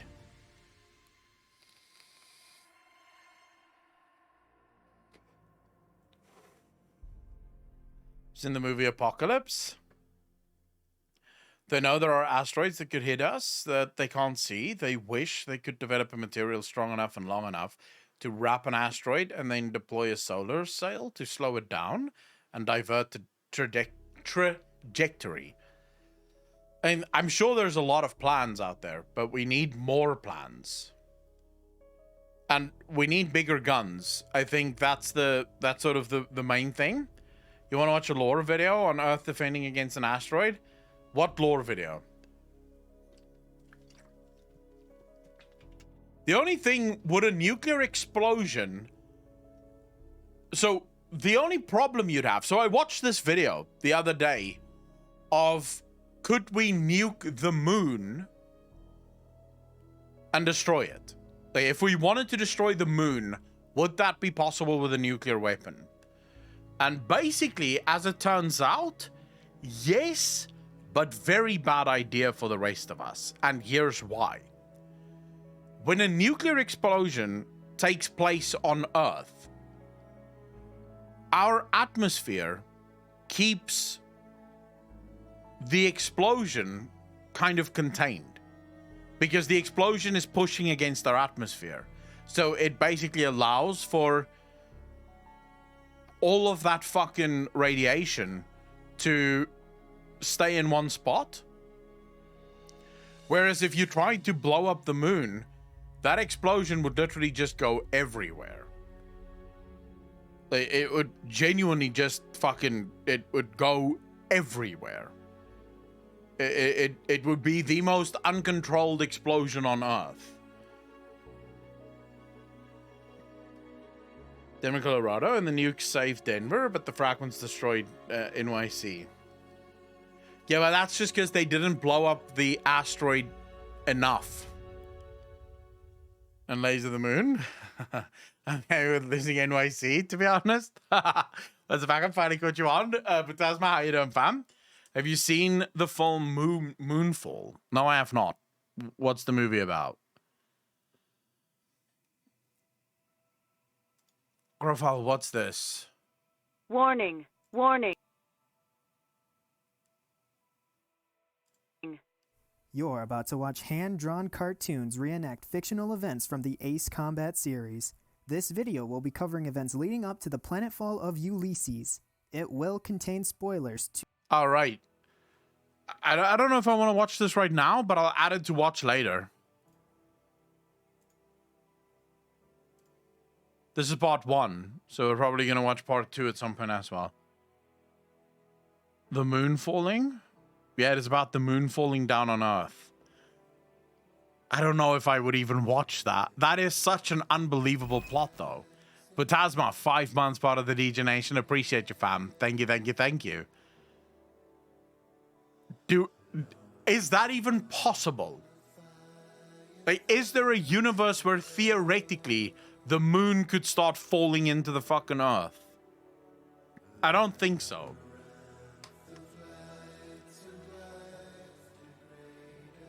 Start the hollow moon theory. That's actually a very interesting theory, because it is my understanding that when we shot probes into the moon actually rung. Like it was fucking ringing when the probes hit the moon, and that's why they believe the moon might actually be hollow, which means the moon is an actual spaceship.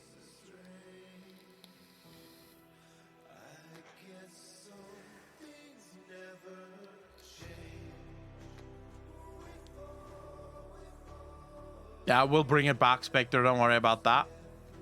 The moon isn't really drifting away from the Earth, guys. Don't worry. What we're gonna do is we'll eventually put rockets on the other side of the moon and push it back closer. And then those rockets will just always keep the moon nice and close. Easy life. Thanks 100 bits, bro. Really appreciate that.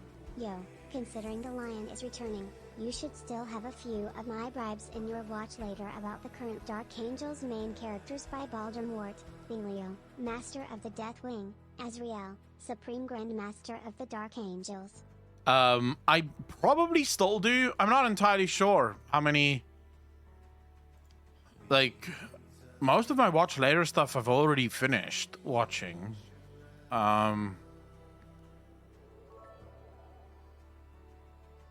They're short and really good, probably aren't because algorithm. Trying to see which.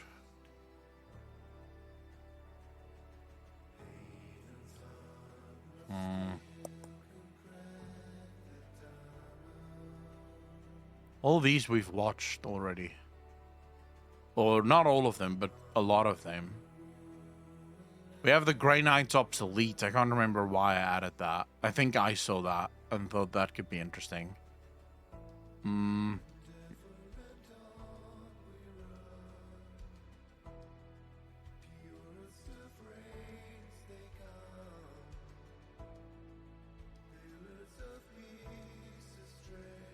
Lord, come on. Dante, we have to watch at some point as well.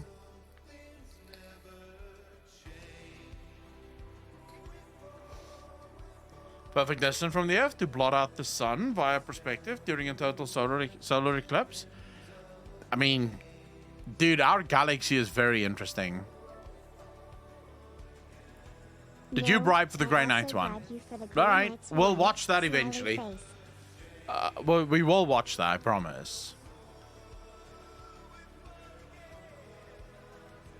I'm waiting. Oh, dude, okay, how would a space elevator work? Okay, so let's imagine we're building a space elevator. Would anyone ever go on that? Because the only way I can see a space elevator work is literally just a ship that goes up and down. Because it can't be like a normal elevator. That would not work. Should I repost the links? Yeah, you can repost the links, Ethan, so that I can add them to watch later.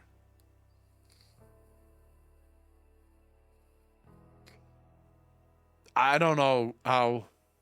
I wouldn't go on that fucking space elevator. Because by the time... So here's the problem. By the time the elevator, so the structure, reaches the moon... Dude, the turbulence in that thing would be surreal. Plus, the moon doesn't rotate the same as the Earth, so you're never actually going to be able to do that.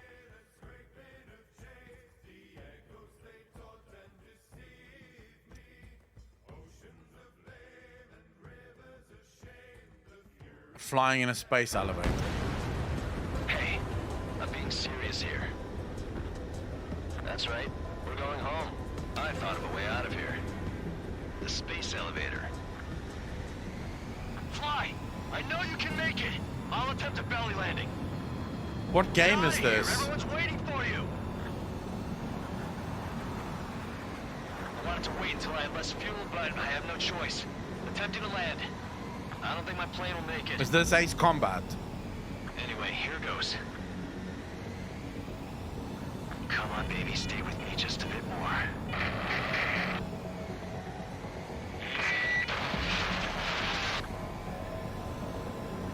Can you hear me? We're all waiting. A world of darkness needs a light to shine. We're waiting. Look, it's Trigger. Strider 1 has returned to radar. They did it! That's our Trigger! He's a damn hero! He's a damn hero! You heard that, right? He's a damn fucking hero. I don't even know who the fuck he is, but I believe you. I believe you. He's a hero. Alright, so I've added that one, Heathen.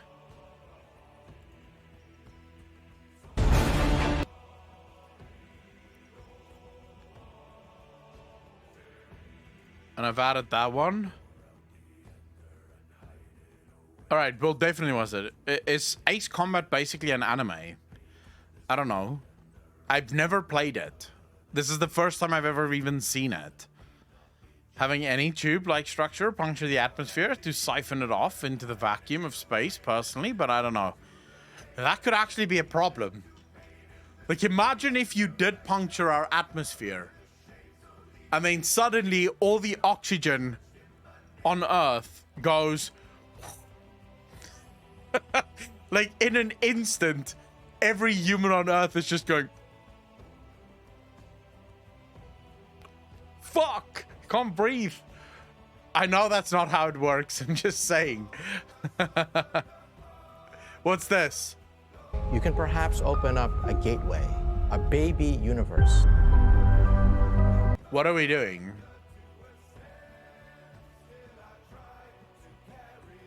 Do you want me to watch from this moment, or do you want me to watch add it to watch later, the whole thing?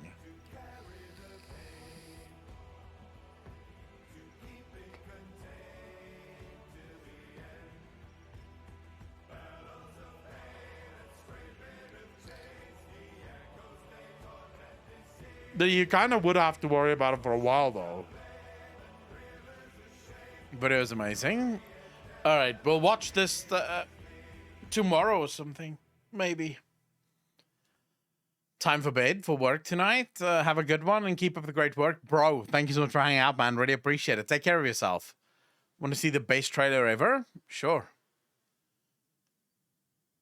Product not yet rated. I've never played this Ace Combat thing. Yeah, I know him. It's going to take a while. It happened years ago. Did you know there are 3 kinds of aces? Those who seek strength, those who live for pride, and those who can read the tide of battle. Those are the 3. And him? Gold team, we cannot authorize a retreat. Intercept them. I figured you'd say that. This is gonna cost you extra.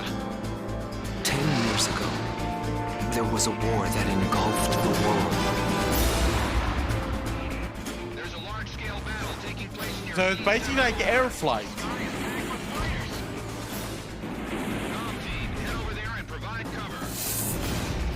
Like air battles and fucking... It's effectively what it looks like, is space simulator or flight simulator with guns. He was a fighter pilot they called Solo Wing Pixie. This man was his buddy. Falcon fighters approaching. Shoot them down and secure air superiority. They've got agreements at the door. New Wanderer, take care of yourself, fam. Thanks so much for hanging out, man. They're faster than anything we've come across. These are round table fighters. Stay sharp. Single red wing. I've heard of this pilot. It's a great place for you filthy dogs to be buried. Warning, unknown craft on radar. This is the round table. Dead men's words hold no meaning. And so, with the words of Solo Wing, the curtain rises. It was a cold and snowy day.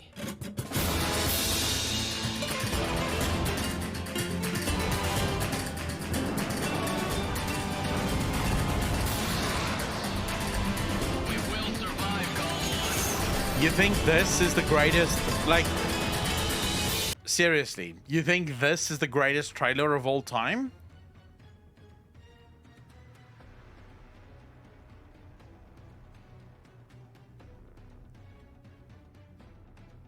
Really? This, in your mind, is the greatest trailer of all time? I would argue that this has not done anything to make me feel like I would want to play this. A. 4/10. You want to see the greatest fucking trailer of all time?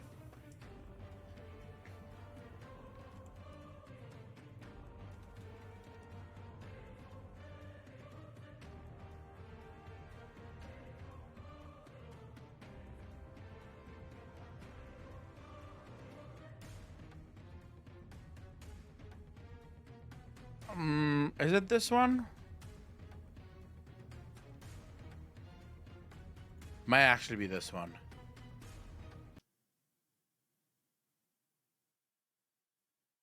I'll know in a second.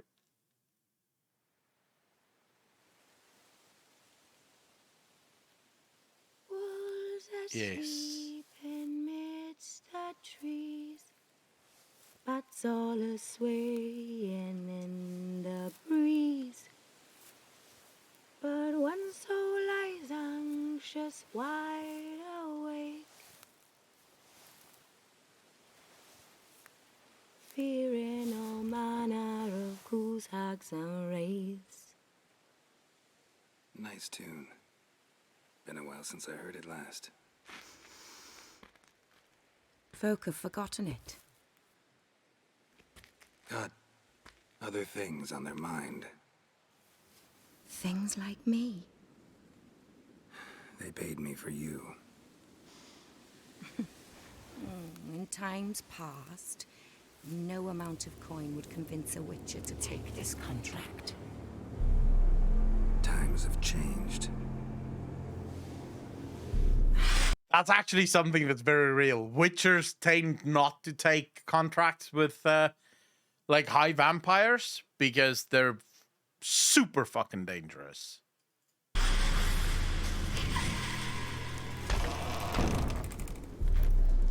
In the game as well, fighting them is so fucking hard, bro.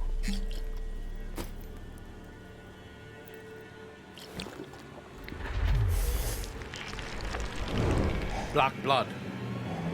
That is black blood, yeah.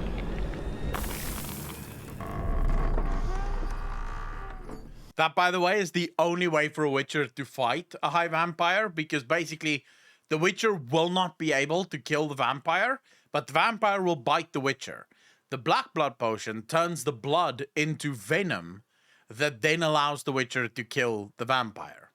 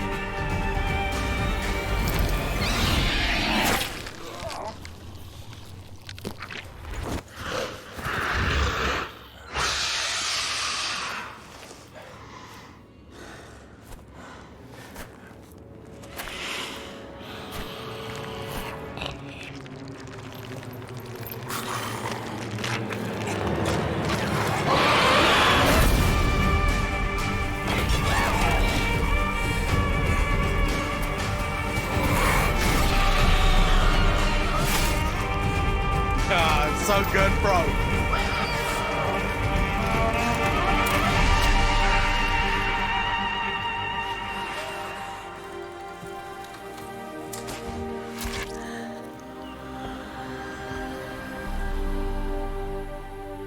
It's all silent for the night.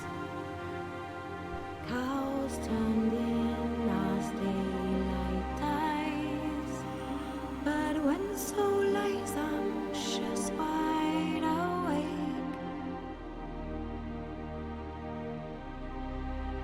for the Witcher, brave and bold, paid in coin of gold. He'll chop and slice, you cut and dice, you eat, you uphold. This game, bro. This game is, oh my God. Whenever I hear that song, I just want to play the game again. Because holy shit, what a game.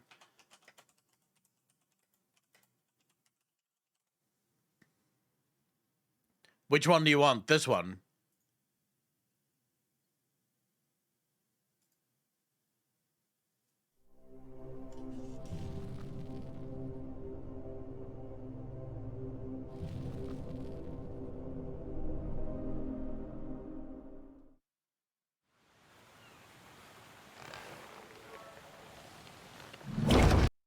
Oh yeah, I have a friend who was part of the team who mad-egged Witcher 3.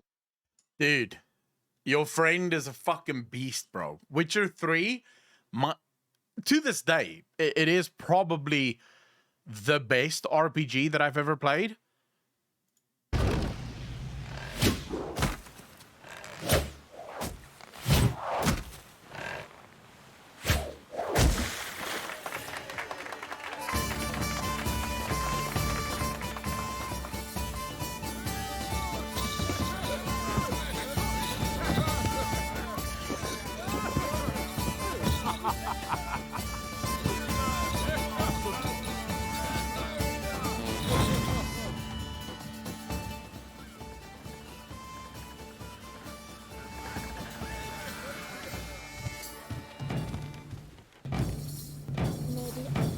Show up for Q&A one time. I'd love that.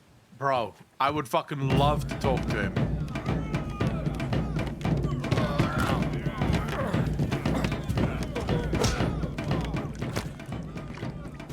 Oh, here we go.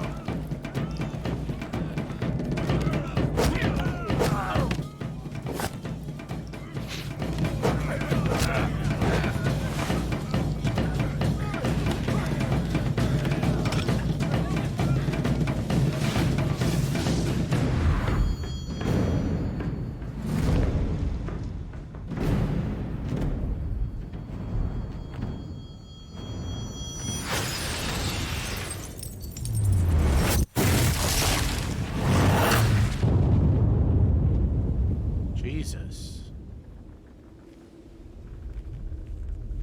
Still cool, considering how old this game is. Still fucking awesome.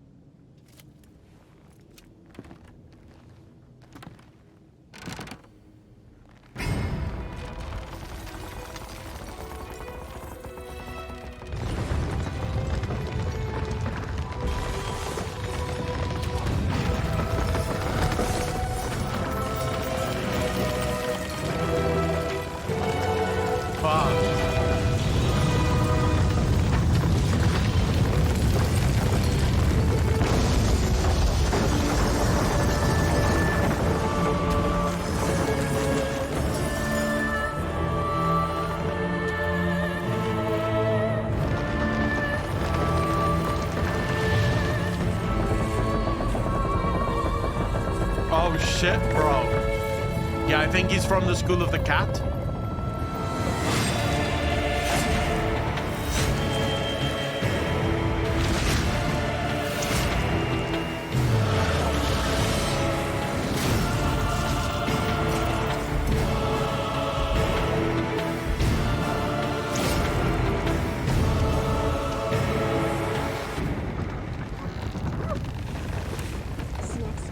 Is it School of the Snake? Oh yeah, you're right. Look at his medallion. It is the School of the Snake. You're right. Wait, but I'm trying to wrap my brain it because I could never finish Witcher 2, the game. Because I made the mistake of playing Witcher 3 first, and then Witcher 2's gameplay is just super shit. Compared to Witcher 3. So I could never finish Witcher 2. But do we actually know what went wrong with the School of the Cat? Because I've heard rumors that Witcher 4 is actually going to deal with the School of the Cat. And apparently what went wrong there, because we know that at some point the School of the Cat went completely fucking rogue. But we don't know why.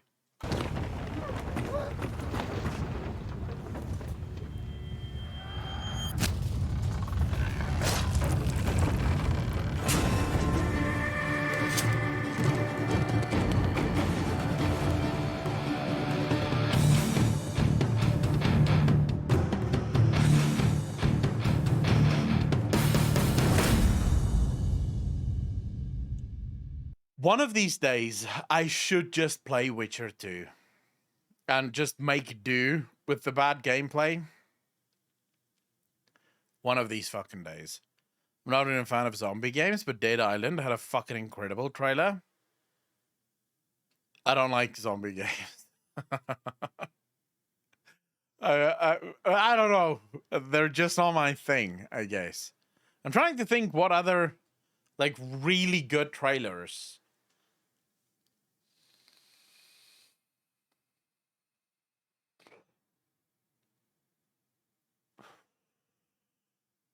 I think all of the World of Warcraft trailers are absolutely phenomenal.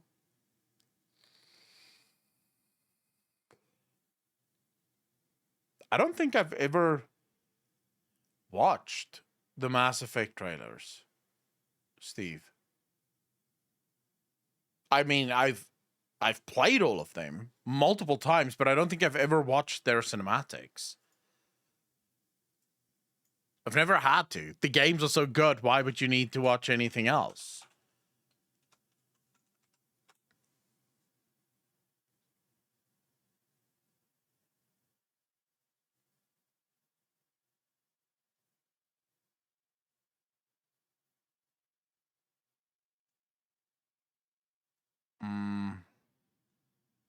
Here's the Mass Effect 1 trailer. Very old.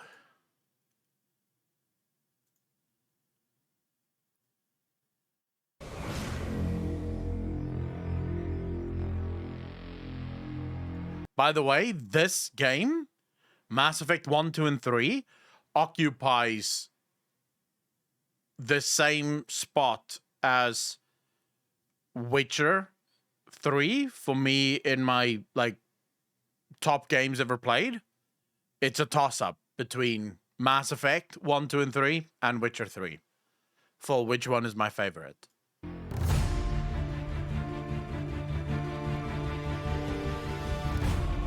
The whole series, Mr. Tame, I'm one of the few weird people that loved 1, 2, and 3 equally.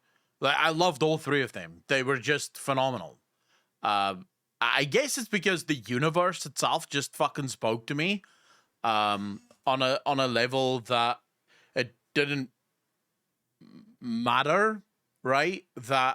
So yeah, the ending in number 3 isn't the best, and it could definitely have been done better, but everything up to the ending is phenomenal. And even the ending, the only thing that really made the ending a little bit shit is you don't have the incredible amount of choice that you had for the rest of the game, right? But your choices still mattered throughout the game. I think people just wanted a little bit more deviation in the endings that they chose. But it doesn't matter as far as I'm concerned, because it's still fucking brilliant. The game was still fucking brilliant. Want to do story-wise, but they screwed up 3. I don't necessarily think they screwed it up. I still think 3 had an amazing storyline. It's just the endings that were a little bad. But yeah, they did add more endings, although you'll often hear from people that say it's just 3 different colors of ending, because there are effectively 3 different choices. I'm not going to spoil it for you guys. There's 4 choices, actually. The 4th choice is a secret ending that you can only get if you've played the game perfectly from number 1. So you had to make the right choices in almost every single game so that you can get the perfect ending in number 3. And all the perfect ending really is Shepard is alive at the end. So Shepard is not dead, which leaves hope that Shepard will be in number 4. It's a tiny bit of hope, but there is hope. Right? Night Crafting, take care of yourself.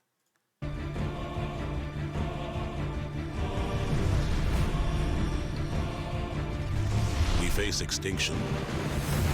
A rogue soldier leads an unstoppable force across the galaxy. And only you stand in his way.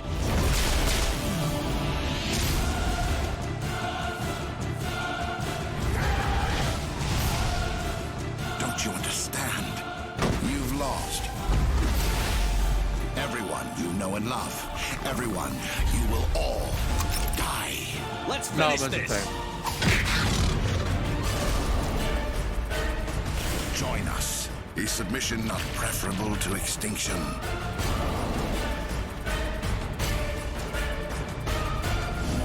We just spotted a troop ship, and there's bleeding gas all over the bomb site. Can you hold them off? There's too many! I don't think we can hold them! I'm activating the nuke! I'm sorry, Ash. I had to make a choice. I understand. He made the choice not to save Ash? What? Sebastian, how you doing, bro? Thank you so much for hanging out, man. Really appreciate it. Take care of yourself, fam. Need Shepard Mass Effect? He is like Anakin Skywalker, Darth Vader of the Mass Effect universe. Agreed. I have never in a single one of my playthroughs sacrificed Ash. Never. I will not sacrifice Ash. I still believe that if I can just summon enough, like, racism for alien races, I could bed Ash. Sadly, that is what you have to do. Like, you have to hate aliens in order to get Ash as your girlfriend. Otherwise, Ash doesn't like you. Like, you can't tell her, oh, Ash, you're a bit racist. She doesn't like that. You have to hate the aliens as much as she does, then she will fuck you. So I still have to go there. I've slept with Tali. I've slept with Miranda. I've slept with Liara. You know the other one I've never done? Jack. I've never done Jack. Should probably do a playthrough where I end up with Jack. So we now know the Emperor's GF when he played the game. Yep, definitely. Heathen history. The Emperor and Ash were made for each other. Jack's story is phenomenal, but I've never slept with her. Tali, I've slept with, as I said. Apparently, there's even a way for you to end up with Morinth that I did not know.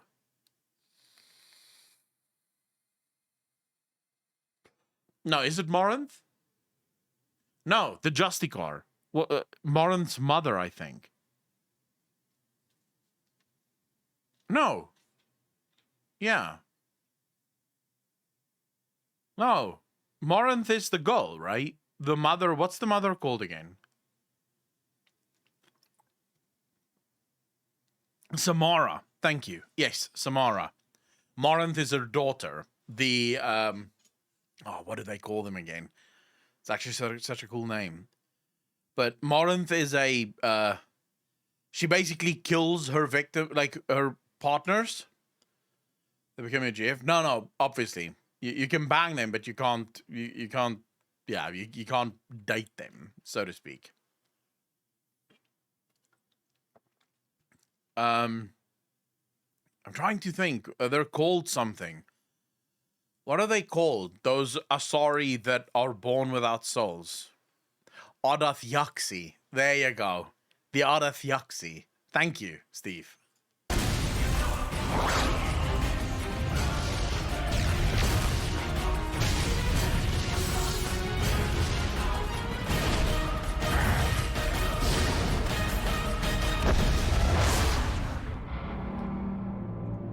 Let's see, Mass Effect 2.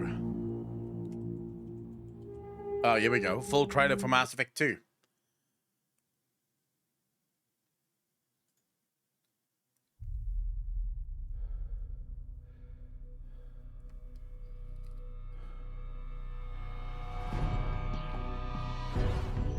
Commander Shepard? He has no idea what he's getting into. To his credit, he's recruiting. Fucking Miranda, bro. Look at her. She is the best that humanity has to offer. She is fucking hot, bro. Like, I have done Miranda a few times. I've done Liara the most. Like, I've definitely chosen Liara a lot more than any other character in the game to romance.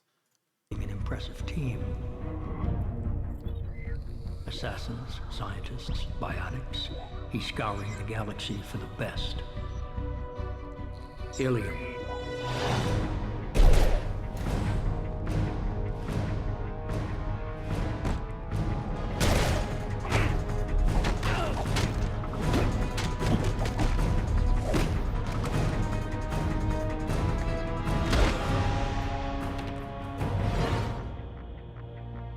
Purgatory. Fucking Jack, bro.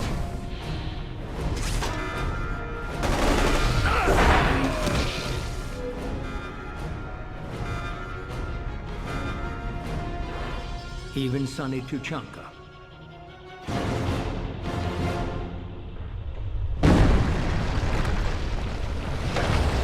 Dude, Grunt may actually be no cap one of my favorite characters in the game. Like, Grunt is just such a weird, plain character. He just wants to fight. Awesome fucking character.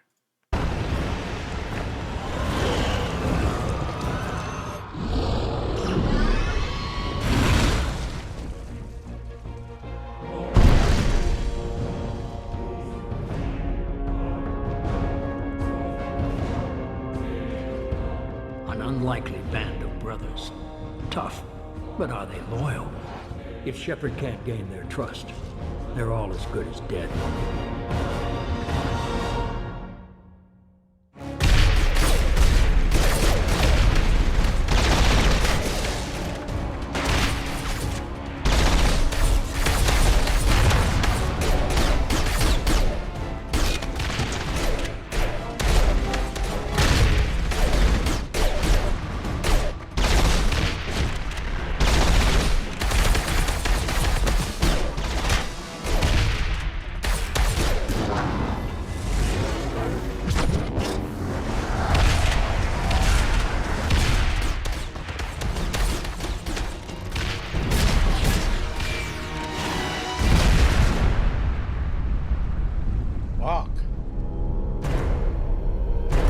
this trailer really does go hard.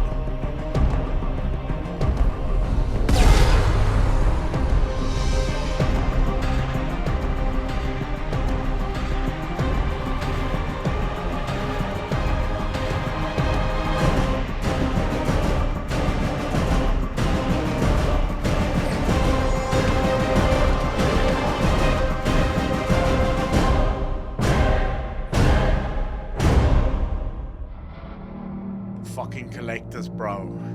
This was so good. What about number 3? Mass Effect 3 trailer. Here we go.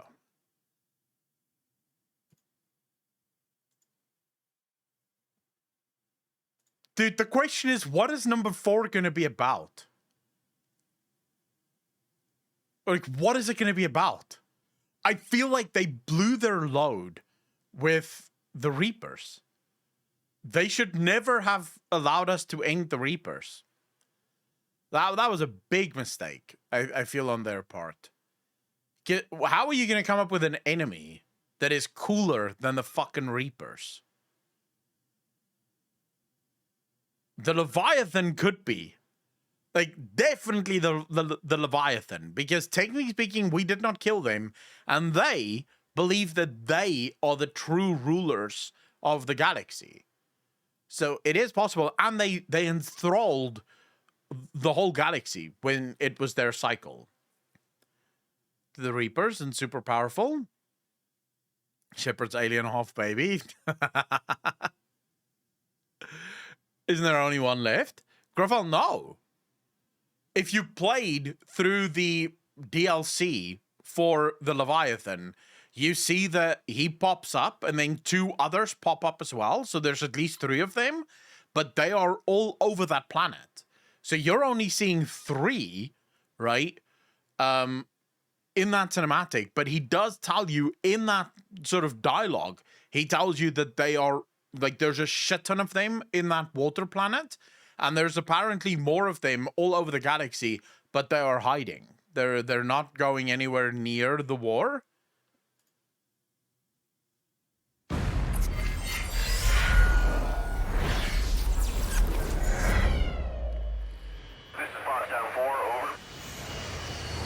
Foxhound 4, what's your sit rep? Unclear. Did not copy. Say again, Foxhound 4, over.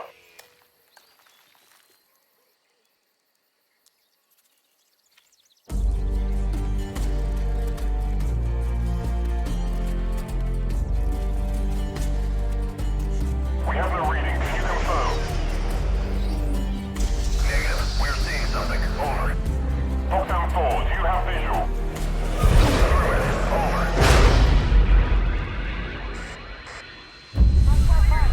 Here we go.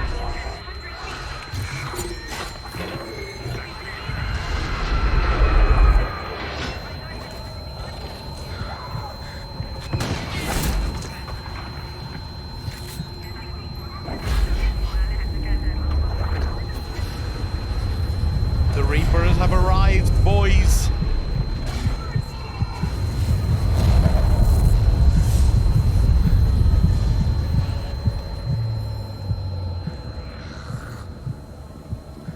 That I'd actually play this again.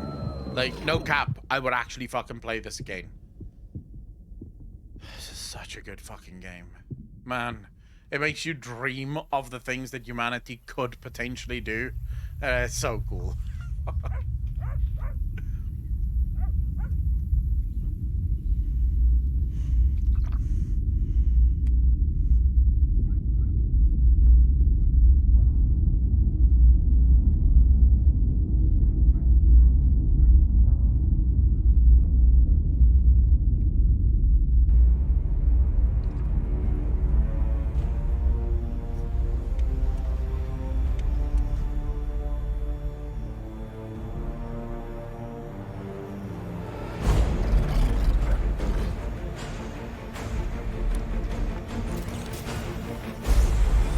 Let's go, Shepard. You've got this, man.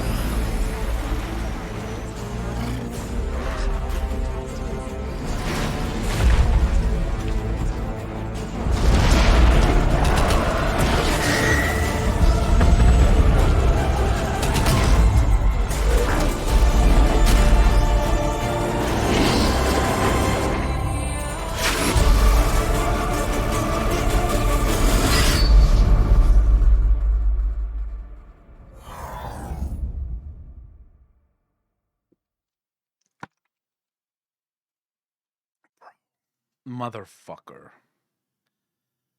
Can't wait for 4. Heathen, thanks for the 100 bits, bro. Really appreciate that. I just read some things about the new Tau novel on the Commander Shadow Sun tries to reason with Nerg-like demons in order to make them join the Tau Empire because Tau Protocol is strictly denying the existence of demons. So she has to see them as aliens to trade with, and she preaches the greater good while her people get infected and shit. It's hilarious. Wait, so the Tau don't believe in chaos? Yeah, but Grofile, of course Ashley is alive. Like, that's who should live.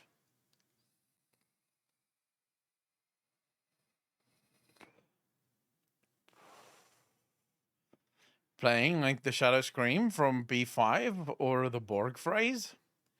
Dude, the Reaper sound is just... this game, if you've never played this game, you need to do yourself a favor and play it. Strict Atheists, well, she's a moron then. The Tau are just moronic, aren't they? Shadows are no fuck, best ever alien faction? Shadows for what? Dude, I would argue Reapers are probably the best villain that's ever existed in a video game. Ever. Oh, Babylon 5. Yeah, I've never watched that. The Reaper voice in ME3 is perfection. Knows of chaos and knows to avoid it. Yeah, but the rest of the Tau don't. And Grofile, you can't pick and choose. You are a Tau lover, fam. Embrace it, fam. Don't deny it. Just embrace it. Be one with the Tau. You know you like them. You want to be friends with the Tau. So, you know, may as well.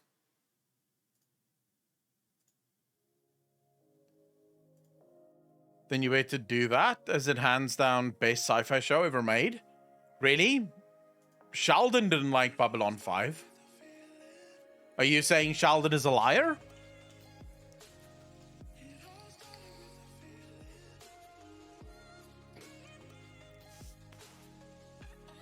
In fact, if I'm not mistaken, Sheldon forbade Leonard from watching Babylon 5.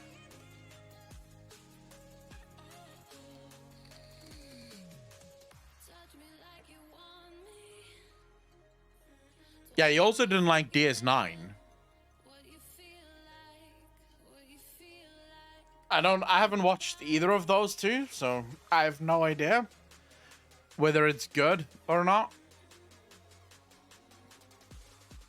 No clue. Anyways, ladies and gentlemen, it's 10 o'clock. It's time for me to go grab some dinner. Because my power's going out at 12 o'clock until 2 o'clock, so then I won't be able to make food. So I want to go grab some dinner and chill. And I have to do some work. But I think today's stream was... I didn't get to do what I wanted to do. To be fair. In my opinion, you haven't lost sleep if you haven't seen Babylon 5. Waste of time. Oh, shit. Now we have different people saying different things here. Apparently, some people don't fucking like it. But no, I'll be back tomorrow. Hopefully, tomorrow we'll get to play some Oxygen. Because I really want to show you guys that game. It's an indie game. The premise seems really cool on the game. So, based on the premise of the game, you are... Like, the Earth has been ruined... And you have to rebuild humanity, but there's no oxygen. The atmosphere has turned entirely toxic. So you have to... That's sort of apparently one of the mechanics in the game is generating oxygen. And I love games. I like city builders. So I want to show you guys that. Yeah, it's kind of like a future documentary Gold Seeker, pretty much. Let me see...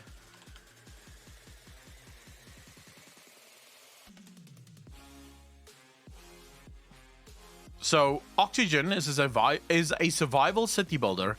Build your city around the Oxygen Center and ensure your people's survival in a post-apocalyptic future. threatened by crack explosions, deadly winds, droughts, and frosts. Lead your people, and more importantly, keep the oxygen center running. Apparently, it's a really good game, so I really want to try it. According to Steam, the reviews have all been very positive. So yeah, hopefully we'll get to try that tomorrow. Don't forget about Sebi at the end of the stream. Yeah, I'll definitely reach out to Seb. I'll DM him so we can sort out a time and a date for our conversation. Oh, oxygen not included is what he meant? No. Not oxygen not included. This is a different game. It's called Oxygen. So just the name Oxygen. I've played Oxygen not included as well. Fucking love that game. But anyways, ladies and gentlemen, I thank all of you for coming out, for hanging out, for spending your afternoon, your morning, your evening with me. It's been an absolute pleasure, as always. I will see all of you tomorrow for another stream where we'll watch some Warhammer 40k stuff and yeah, hopefully we'll play some video games. I haven't decided yet what game to play, but we'll decide that tomorrow. As always, be kind to each other, be good to each other, and I will see all of you in the next one. Love you, fam.